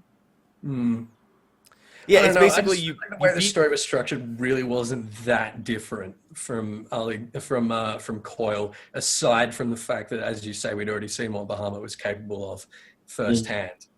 But and they more directly tied it into the main story. When you're celebrating the victory over the Empire, dude runs up and says a primal has awakened, and the whole land shakes, and everybody realizes it's Bahamut, and everyone panics. Yeah. So basically, if we would have saw Divine Judgment somewhere in the Heaven's War trailer, we probably would have been a little more hype about it. And hell, if he's got the power of time, why didn't they just fucking use that as an excuse to put teasers in the game prior to like some sort of event that Alexander had orchestrated as part of his grand plan? They could have void arced him and just stuck him somewhere and occasionally like a random event that involves Alexander. Well, then all of a sudden they still could, but it doesn't have the impact anymore because the whole point was timing. I don't care that the void arc is out there flying that much anymore. It was really cool before it came out though. And that's another game. Void Arc prepared its anticipation very well. What is that ship out in the sky? Wow, holy shit, who noticed that? When does it come? All of a sudden, there's this huge sense of mystery and anticipation for something we know nothing about. You don't think Alexander was like that when we first went to the Hinterlands and there's this big bubble and there's these weird ruins here? And we're like, what the fuck is that? And there's a good several hours of questing. Not really. No, because that could have been anything. I didn't go like... When you see a ship out in the sky, then you get the like lunar whale theories, and then you see the images, and you find out there was something more about seeing the ship than seeing an empty space with a barrier around it.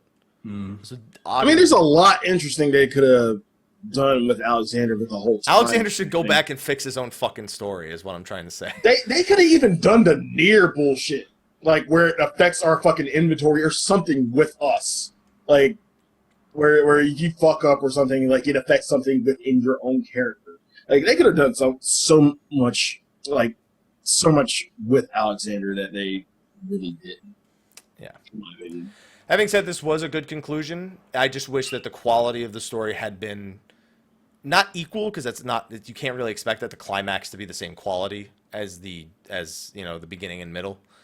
But it would have been nice if they were closer to the quality of this. Way second and final coil felt a lot closer than second and first did. But overall, Alexander's story, good way to end it. We'll move on to a story that all of us have actually done next, and that's the Warring Triad, which was not that satisfying this patch at all. Oh, come on. Bullshit. Really? Really? Dude, we learned a whole new Mericidian... Yeah. Yes. So we've learned of this whole united Mericidian world of all these different races that worship this goddess, and we've learned of this goddess's plan to destroy the Allegan Empire from the inside.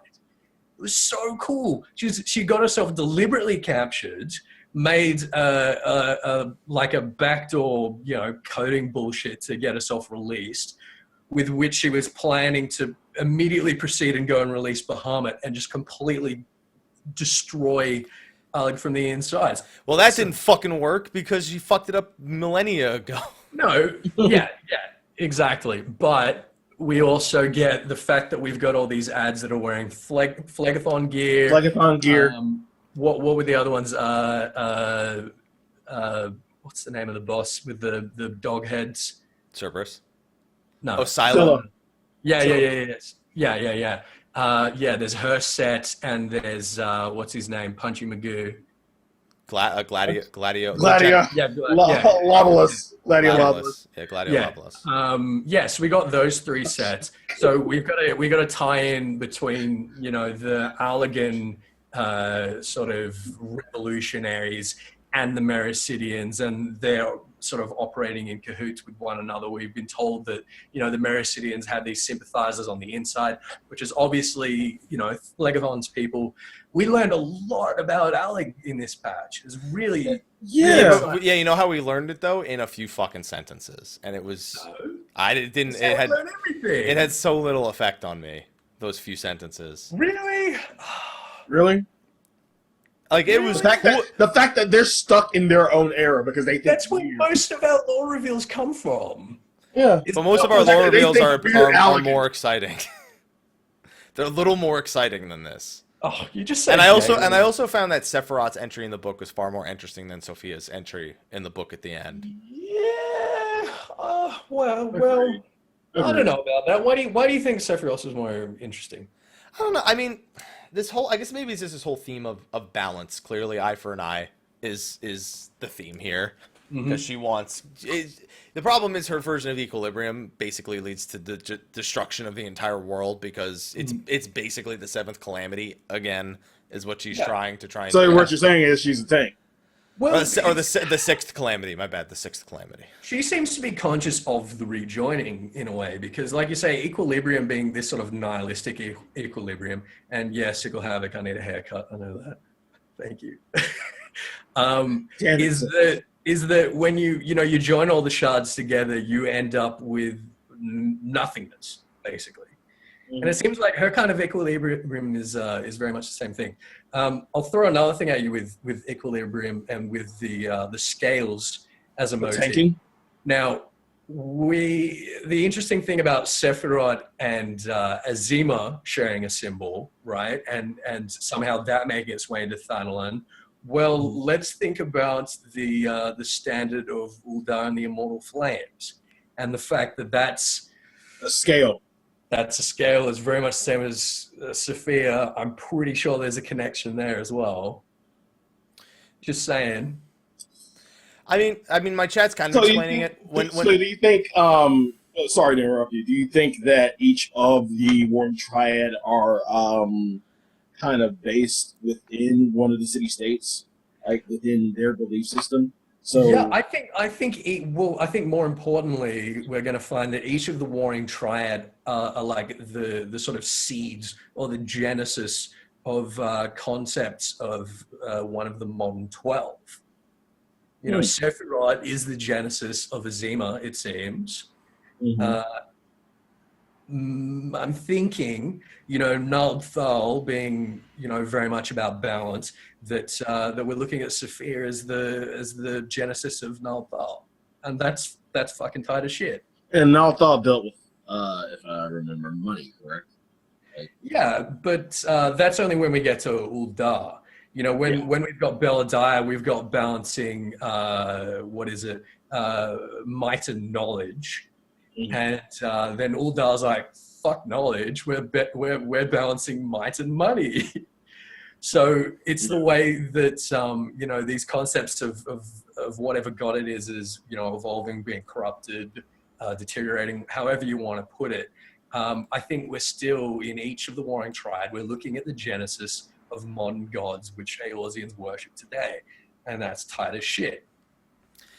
So somebody described it pretty well. When I read Sephiroth's entry, it was great to learn how he was born from a sacred tree and that these tree people, the way the tree people worshipped him, and explain the size of the Allagans, and I mean, we already knew that, like you said, we already knew that the Allagans were.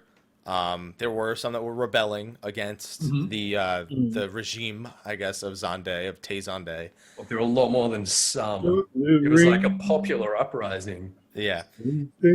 We've already discussed that it was reasonable that the Mercidians allied themselves with portions of this resistance, or portions of the Mercidians. Like, none of that feels new to me. Those are all things that we were pretty sure we were right about anyway. It's like, oh, so we were right. Here's something that's new for you. Okay. Mericidia is still inhabited. I've heard you saying before that you reckon Mericidia would still be pretty much fucked up, right? It's so fucked up. That doesn't mean no one can live there. Right. Well, Urian J saying when he hears the Mericidian dialogue, he's like, oh, that doesn't sound like anything they speak in Mericidia today. And I was like, oh, shit. He knows. Civilized. You know, there's still like people in Mericidia, and they're still like obviously speaking languages and doing shit. That's pretty tight. That's nice. Yeah. I guess, you know what I think is lacking for me from this entire Warring Triad? Nice. What? That's nice. That's nice. I think what's lacking for me is I dislike the degree of direct interaction we have with the Triad themselves. We're being told all these things about them. But when we go, oh, Sephiroth breaks out, he goes, who the fuck are you? And he tries to beat the shit out of you. Sophia goes, we let Sophia out, she goes, who the fuck are, I don't care, fuck it, balance.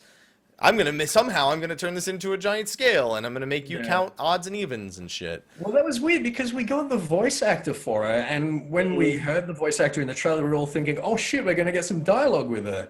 And I was surprised that we did. I was really surprised that we did, to be honest. No, Doma is on Othard. For those asking if Doma is on Mericidia, no, Doma is on Othard, the continent to the east. Mericidia is like Antarctica. And we're not. There's no civilization there.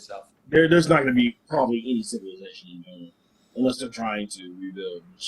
Well, as soon as we found out she had a voice actor, I thought we were going to get actual dialogue with her and sort of digging back into the third era. But no, it's just battle dialogue. Just battle dialogue. That's all. Could care less. It's cool. I'll read it. I'll read it between the lines maybe once or twice. But can you bring equilibrium? Sure, bring a warrior. Yep, bring 8. Why not? Sophia's the best Astro ever. She only draws balance. There you go. And I'm sure Zervan won't be any more majestic than this. And we've already... we'll probably get dialogue with Zervan, too. Oh, yeah, more in-combat dialogue. Fantastic. Yeah. I really hope the Warring Triad has a wrap-up in 3.55 and not 3.5. I'll be incredibly disappointed if it's like, well, we beat Zervan, so you still want your Tower of the Gods. It's not even that. I don't feel like it can end in a satisfactory manner with us just defeating Zervan. I agree with that. I think we need another intermediary thing like we already had. 2.55. Yeah. I mean, they've already straight out said in this version of the Warring Triad, we have to kill the final one. That's like already. It's not like when we beat Sephiroth and we're like, well, he's breaking free, so we'll beat him now before he returns to full strength. And then Sophia's kind of the same way, which again is also not that satisfying to me. But it's not like we go, as soon as we beat Sephiroth, we're not like, well, we immediately need to kill the other two. We're like, oh, well, I mean, we know we'll have to deal with the other two soon, but it's not yet. Not until like it's the right time. So I don't. It's just aspects like that, like not being that satisfying. I thought the demiurges were cool, and I liked seeing them in the cutscene, then seeing them in the fight. And fuck the first demiurge like really hard. Fuck that guy. I don't know why he's so. I don't know why he's so much. I don't know why he's so much stronger than the other two, other than being the first. He's not stronger. He just like his parry is. Dude, he's got the parry and he's got the charge. He's got the infusion attack. That was murder. Yeah. It's dickheads, man. I don't know how many people have fucking died. Fucking Allagans, dude. The first demiurge just because yeah, I know how many monks I've seen die to elixir driving at the wrong time. And yes, like you learn quick, not the fucking AOE. Is that what the parry rework is gonna be in 4.0? You're gonna learn not to AOE at all. Hey, I'm gonna multi-dot. Never mind. Nope. No, you're not. No, you can. You just gotta wait till he doesn't have it. Like immediately. Pretty much. So Warring Triad overall. What'd you guys think? Second part. I wasn't the biggest fan. It was like Sophia's cool. Yeah. I think it's great. All Fuck right, you. I think it's great. Unu Kalhai, we again, his master, we can be pretty confident now that his master's from one of those other shards. Yeah. That's really fucking cool, and I think it definitely is Gurun, and I'm excited to be hearing more about that. I'm really, really excited for the wrap-up. This made me super hyped for the wrap-up. Learning any, like, Allegan lore always gets me, like, 3/4 chub at the very least. Yeah, it was awesome. I loved it. I'm looking forward to Zavant. I also like the extreme shoehorn again. Oh yeah, we have that. Remember that data thing we did for Sephiroth? Yeah, we can do that here too. By the way, we're gonna do that for the third one. I'm just gonna tell you now, so you're not surprised when it comes out 3.5 months from now. Yeah. All right, and the final bit of story. I guess not the final bit because I still want to touch upon Gabal. If you have anything to say about it, and this is gonna be me more telling you guys what to look forward to. This is Hildibrand. My boy Hildy returns in one of the in my opinion, this is his funniest patch story. Like, that's very high praise. It's really incredibly hilarious. Look, to put this in context, you haven't been happy with the previous. No, two. I have thought the previous. No, I thought they've had good. I thought they've had great. Like, I thought the moment like when you get buff Gigi. Like that's hilarious. Like one of the funniest things I've ever seen. Yeah, Julianne, of course, the way she reacts to being called a grandparent is of course a big thing. But all of the dialogue, those are moments of greatness. Every single piece of dialogue here was gold. Every single piece of it. And it all kind of comes together in such a way where you almost develop Hildibrand's character for once. Oh, really? Yeah, and he does things that are useful, and he doesn't quite comprehend that they're useful, but he's done them. And it's also great having Julianne, who basically stays with you the entire patch, following the entire adventure. So in developing Hildibrand's character, does it give more credence to my theory that he's like disabled? And that's no, hear me out. What? Hear me out. That assistant is not an assistant; it's a full-time carer. He's disabled and is just being allowed to do his thing. Because his assistant's as dumb as he is. How can you be a carer when you're as disabled as the person you care? Playing along. Come on. Definitely not playing along. You don't understand how many Simpsons references are in this Hildibrand. Really? And that's interesting. There's a lot. There's one of the quest names is a Simpsons reference. I counted at least 4 or 5 Simpsons references, and they're all great. And they're all great. Like, God damn. I'm just thinking about some of the fucking. I mean, I showed you guys here. I'm gonna show some of the faces. I took screenshots of these. Oh God. I'm gonna switch over to the media tab. Just so we can stay professional here. It's black. It's a black screen right now, which I know Sly hates, but Heavy, you can eat a grilled dick sandwich for all I care. That sounds painful.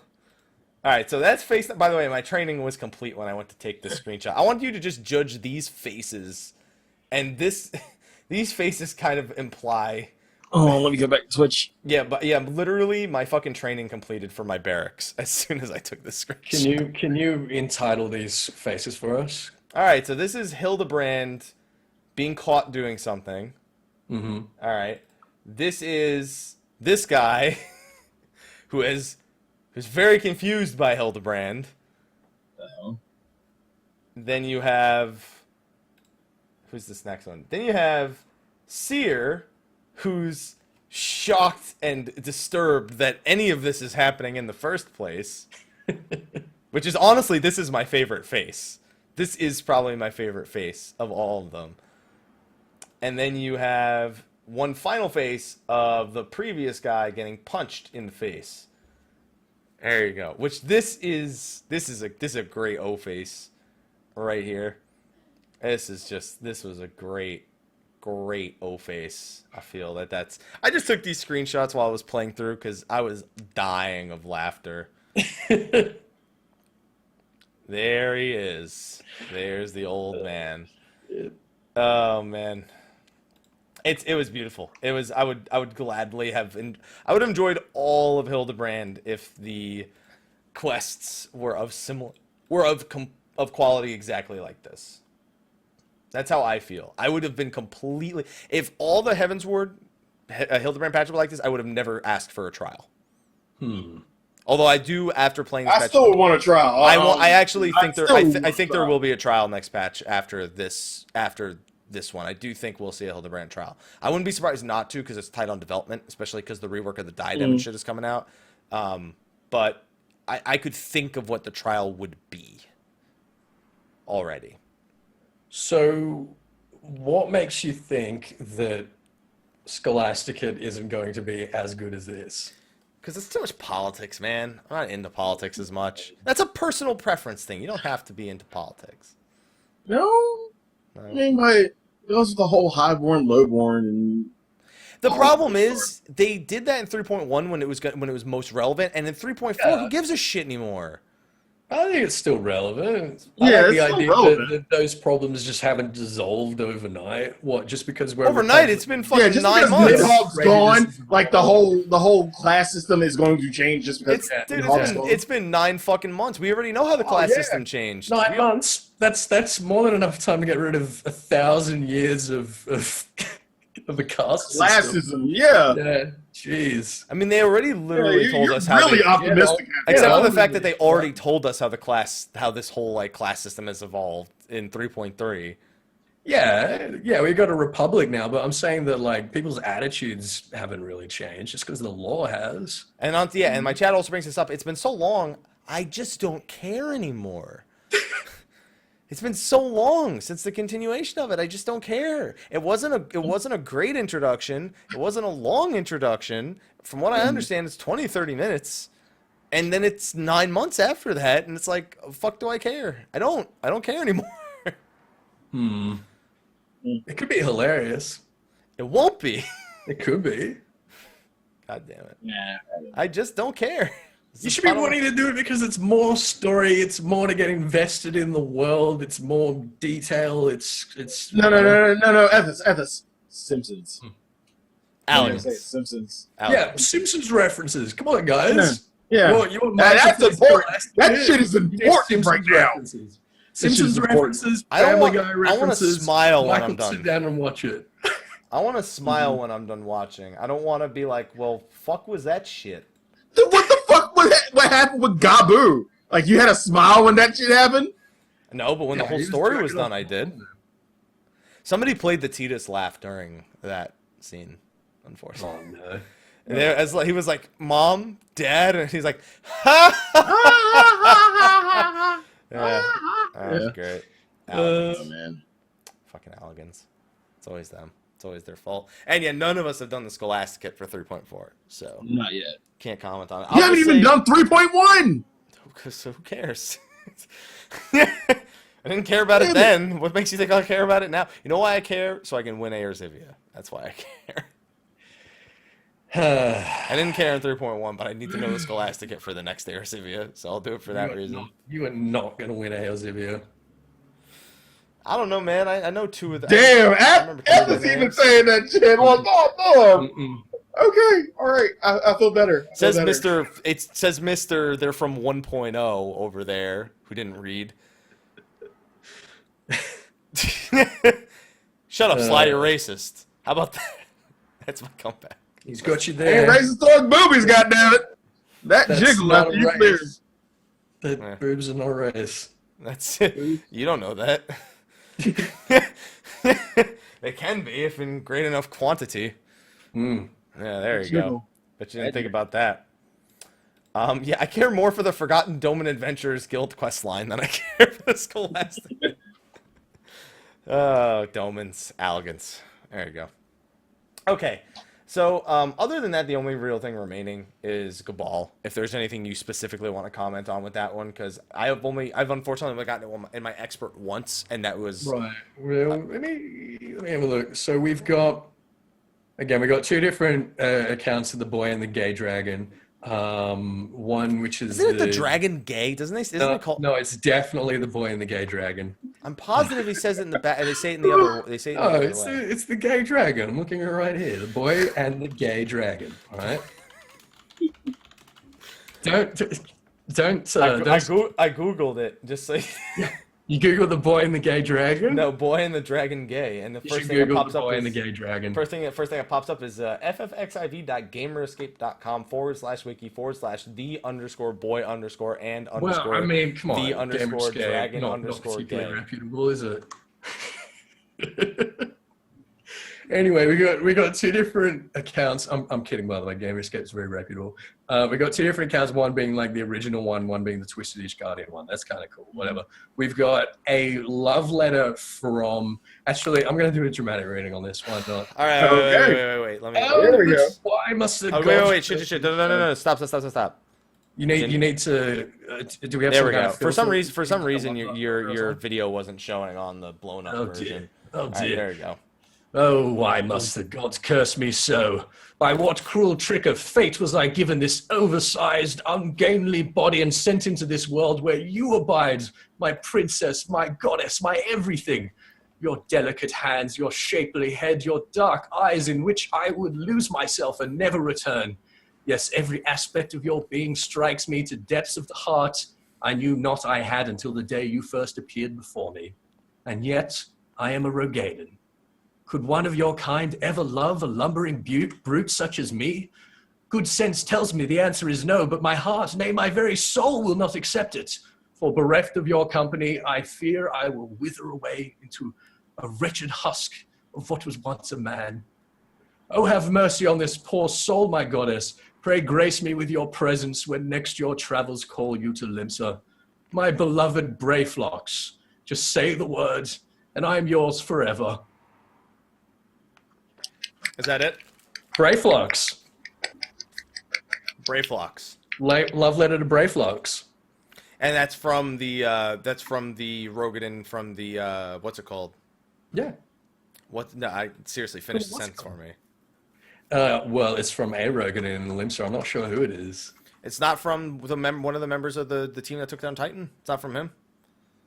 No, I don't. He is a think Rogadan, so. and he did fight with Brayflox. Yeah, I mean, it could be. I don't know. I feel like it's more of like a secret admirer kind of thing. Someone who's like watching it from a distance. Giggity. Yeah, you could be right. We've got Over the Horizon Redux, which is more on the New World, specifically talking about the Mamaljar. Basically, there's a bunch of different Mamaljar tribes, which is fair enough. We got some names for some of them, which is pretty tight. We've also got the way the two-headed Mamaljar is produced is by having members of the different tribes mate. And the Altark, rule of all Mamaljar kind, is known to be one of these. Then we have on the culinary applications of Coblins, which was pretty funny. Basically someone saying, "Hey, why hasn't anyone eaten a Coblin? I'm going to eat a Coblin." And then he died. That was probably the most funniest story out of all of them. Yeah, that was pretty silly. And then we have proceedings on the Council of Magi on the 284th convocation of the Amdapori Council of Magi. This is pretty interesting. So it's explaining the reason why we've got, fire 1, 2, 3, 4, cure 1, 2, 3, 4, etc., as opposed to Curaga. Is right. Because when they got to Curaga and they discovered a fourth, more powerful one, they were like, "What the fuck are we going to name it?" Curaga. And they're entertaining all these names, which they think are just kind of silly. So they decide to reform the system entirely into numerical. That's a fucking shoehorn into get it fucking that complaint if I've ever seen one before. But isn't it interesting that I'm pretty sure in Japanese they do still have the original naming conventions.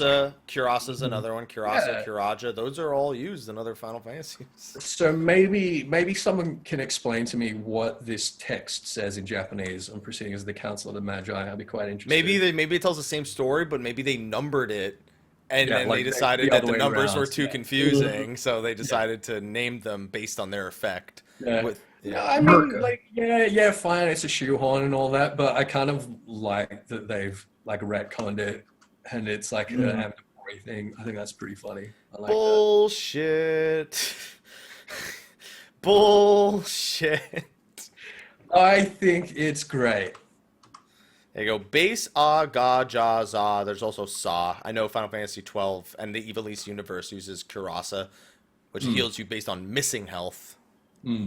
So, bullshit. That's all I'll say.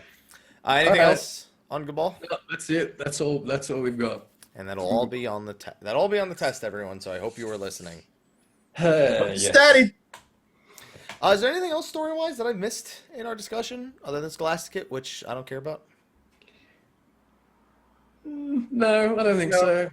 No side stories or anything that I missed? Is there? I'm legitimately asking. I'm not teasing. I'm not hinting. No. I really don't think so. I mean, No. Wondrous Tales, there's not really anything to talk about. No, yeah, Chloe Oleopo, and then her friend. She's trying to cheer her friend up. Oh, but Chloe Poo. is a slave. To what, Rowena? I didn't actually read that text. Yeah, I figured it. I figured because she has an actual thing. Like, I didn't actually read any of the text, but as soon as I saw that she was stuck behind a desk, that it was probably Rowena. So we've But got. she doesn't have the normal Rowena type name. No, but it's pretty clear. She's like, oh, and when I, make sales and stuff, Rowena sometimes gives me goodies. It's like, oh, Rowena sometimes pays you for your work. Wow. Amazing. Yeah, good old Rowena. Good old. I just love the idea of Rowena 2012. I can't wait for her to rebuild Mhigo. She's gonna build a wall, make the Garlands pay for it. Okay. I'm telling you, man, it's gonna happen. Okay. On that note, I think it's about time that we wrap things up. For anyone wondering when Air Zivia is gonna be, we currently have it planned for 3 weeks from today. Next week will be sort of pre-FanFest hype. The following week, I need to ask Ash, but we'd like to do the crafting segment 2 weeks from now. Oh, please do, because I need money. Dude, money's so easy. So you know what I learned about money real quick, Sly? I did Aquapolis, and a pile of maple tree leaves dropped. And I'm like, oh, leaves. Wonder how much this sells for. Yep. And I was like, someone's like, yeah, they sell for millions. I was like, you fucking kidding me? Leaves? Yeah. Leaves? Yep. The fucking leaves? And it's just got the leaves. texture. Yep. Like, I just imagine opening. fucking Here's what I texture. imagine. I imagine opening the chest, and you're like, holy shit, guys. There's leaves in here. Holy shit, we're fucking millionaires. Oh my. Dude, just pick all the leaves up. Come on, get all the leaves. We'll sell them on the market board. And even funnier, though, is the imagination that you find the tree. Because like, you open the chest. Holy shit, we found a whole tree. Guys, let's go back and plant it. Come on. It's not going to survive much longer. We also got the macrame, which makes the Native American armor. That sold for $4 million within an hour. jeez. And you need 3 of them for the craft, by the way. And only 1 dropped. Oof. That's how we're gonna get peaches. We're gonna find a peach tree in the Aquapolis, and we're gonna bring it home. We're gonna fucking bury it. You see, we just destroyed the economy because no one's doing co-op because no one knows that these things are dropping from there, and now everyone fucking knows. And thanks, Mike. Congratulations. We fucking got it, now everyone knows. Thank The you. price of maps went up Thanks. to 100. The price of Dragon Skin maps went back up to 100K on Greg. Also, Oh, it's all gonna crash as soon as this hits YouTube. Yeah. As leaves are gonna be. and they were maple tree by leaves. like a So day. you know what's really special about those leaves? They were maple tree leaves. So those came from Canada, and they were in the Aquapolis. Aquapolis is in Canada, confirmed. Half just ruining the market board for everybody. Yeah. Well, to be fair, Canada ruined the market board, not me. So. So you reckon the sealed deer were Canadians? I mean, look at it. You have Canadian trees and leaves. You have Native American stuff. It's all It's all America. It's just America. It's old America, but it's America. Peaches. Peaches. There you go. That's what I like to see. What do you mean this will be the lost episode of State of the Realm?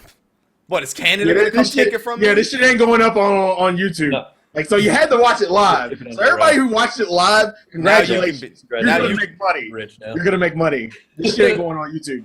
I got to the 7th floor again going all left, so praise Beyonce, by the way. Yeah, absolutely. I did it again. That's like my 14th time I've completed the Aquapolis.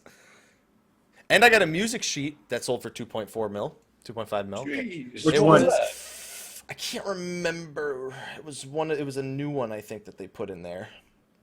Got on the 7th floor. Equapolis? Yeah, an Equapolis. It was a 1.0 theme, so it might have just been one of the original 3, and there's nobody. People have been doing it less, so it wasn't worth as much. But yeah, that's yeah. It was. I made a lot of money. You know. Control Materia 700K. Good. Oh, Unspoken. That's the one that I got. Oh. All right. Yeah. Okay. Yeah, got curious. The maple tree is 13 mil on Lamia currently. Whoa. Fucking tree! What fucking tree? What is it selling for 13 mil though, or is it? Or yeah, I on guess the board? that's kind of a good question. Yeah, seem to be happy Gillian bags. Oh, so one thing I want you guys to look out for in Hildibrand, by the way, it's story related. They're gonna reference Alexander at some point. I want you to pay close attention to when that happens and say it out loud, because if you do, you'll very quickly realize what the reference is. It's very important that you do this. It's very important that we say it out loud. Yeah, you want to read all of the text when the Alexander part comes in out loud. And they even apologize for the joke in the fucking game itself. Oh dear. Yeah. Oh So, dear. I'm just saying. All right, everyone. On that note, I think we can wrap things up with State of the Realm this week. Thank you for joining us at this. Why don't you tell them where they can find you and all of your hijinks at? Well, they can find me. Well, you can find me in Vegas next week, apparently. Woo! Yeah. So look forward to some details for that. If you've ordered shirts, then I will have your shirts with me. Come and find me. Can't wait. I have one. Oh, yeah. Oh, that's right. Thanks. Good. You're making it look bad. Yeah, you can find me on youtube.com/Ethys Asher and Twitter @Ethys FFXIV and twitch.tv/Ethys Asher. I'm getting my internet upgraded in the next couple of days. I know I said this like a million times, but I have actually had the call, and it is happening. I'm going to be on a regular stream schedule by the time we get back from FanFest, so please look forward to that. I'm excited. Hi. Please look forward to it. Hi. Sly, why don't you tell them where they can find you at?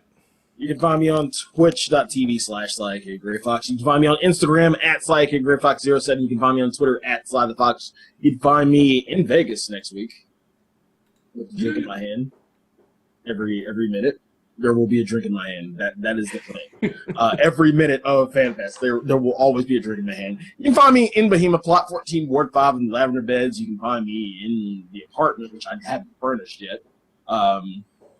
In the Lavender Beds as well. And you can find me, Mr. Happy1227, all the places. Twitter, Twitch, Facebook, YouTube, Instagram. Vegas. I'll be at Vegas next week. Yeah. Yeah, I'll be at Vegas next week. Woo! Vegas, baby!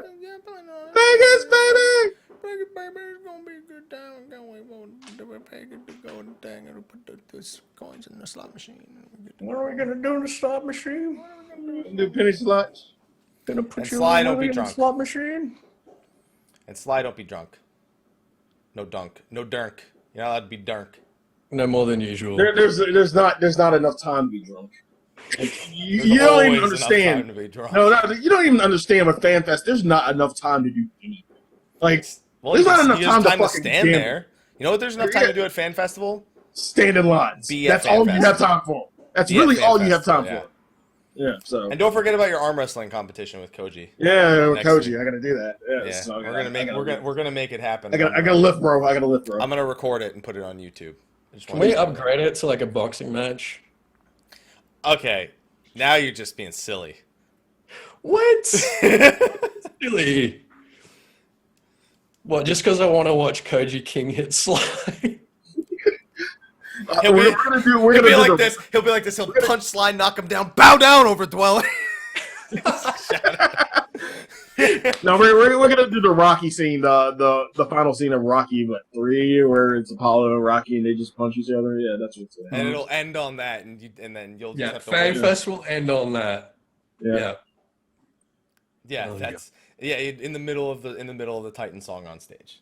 I really hope they perform Rise Up, the Primals, because I'm loving making up the lyrics to that fucking song because I have no idea what they're fucking saying. Oh, dude. Yeah. I want to see them do forward and back. Yeah, I want to see Koji perform forward and back and forward. just standing there like completely like perfect posture. Forward and forward back. And back and forward and back. And they go forward and back. They forward. I start to sound like fucking what's his name from that like old show. I can't remember what his name is. Anyway, so we're gonna wrap things up. Thank you for coming by this week. We're gonna move over on into post show. We'll see you next week. And until then, take care. See you next week.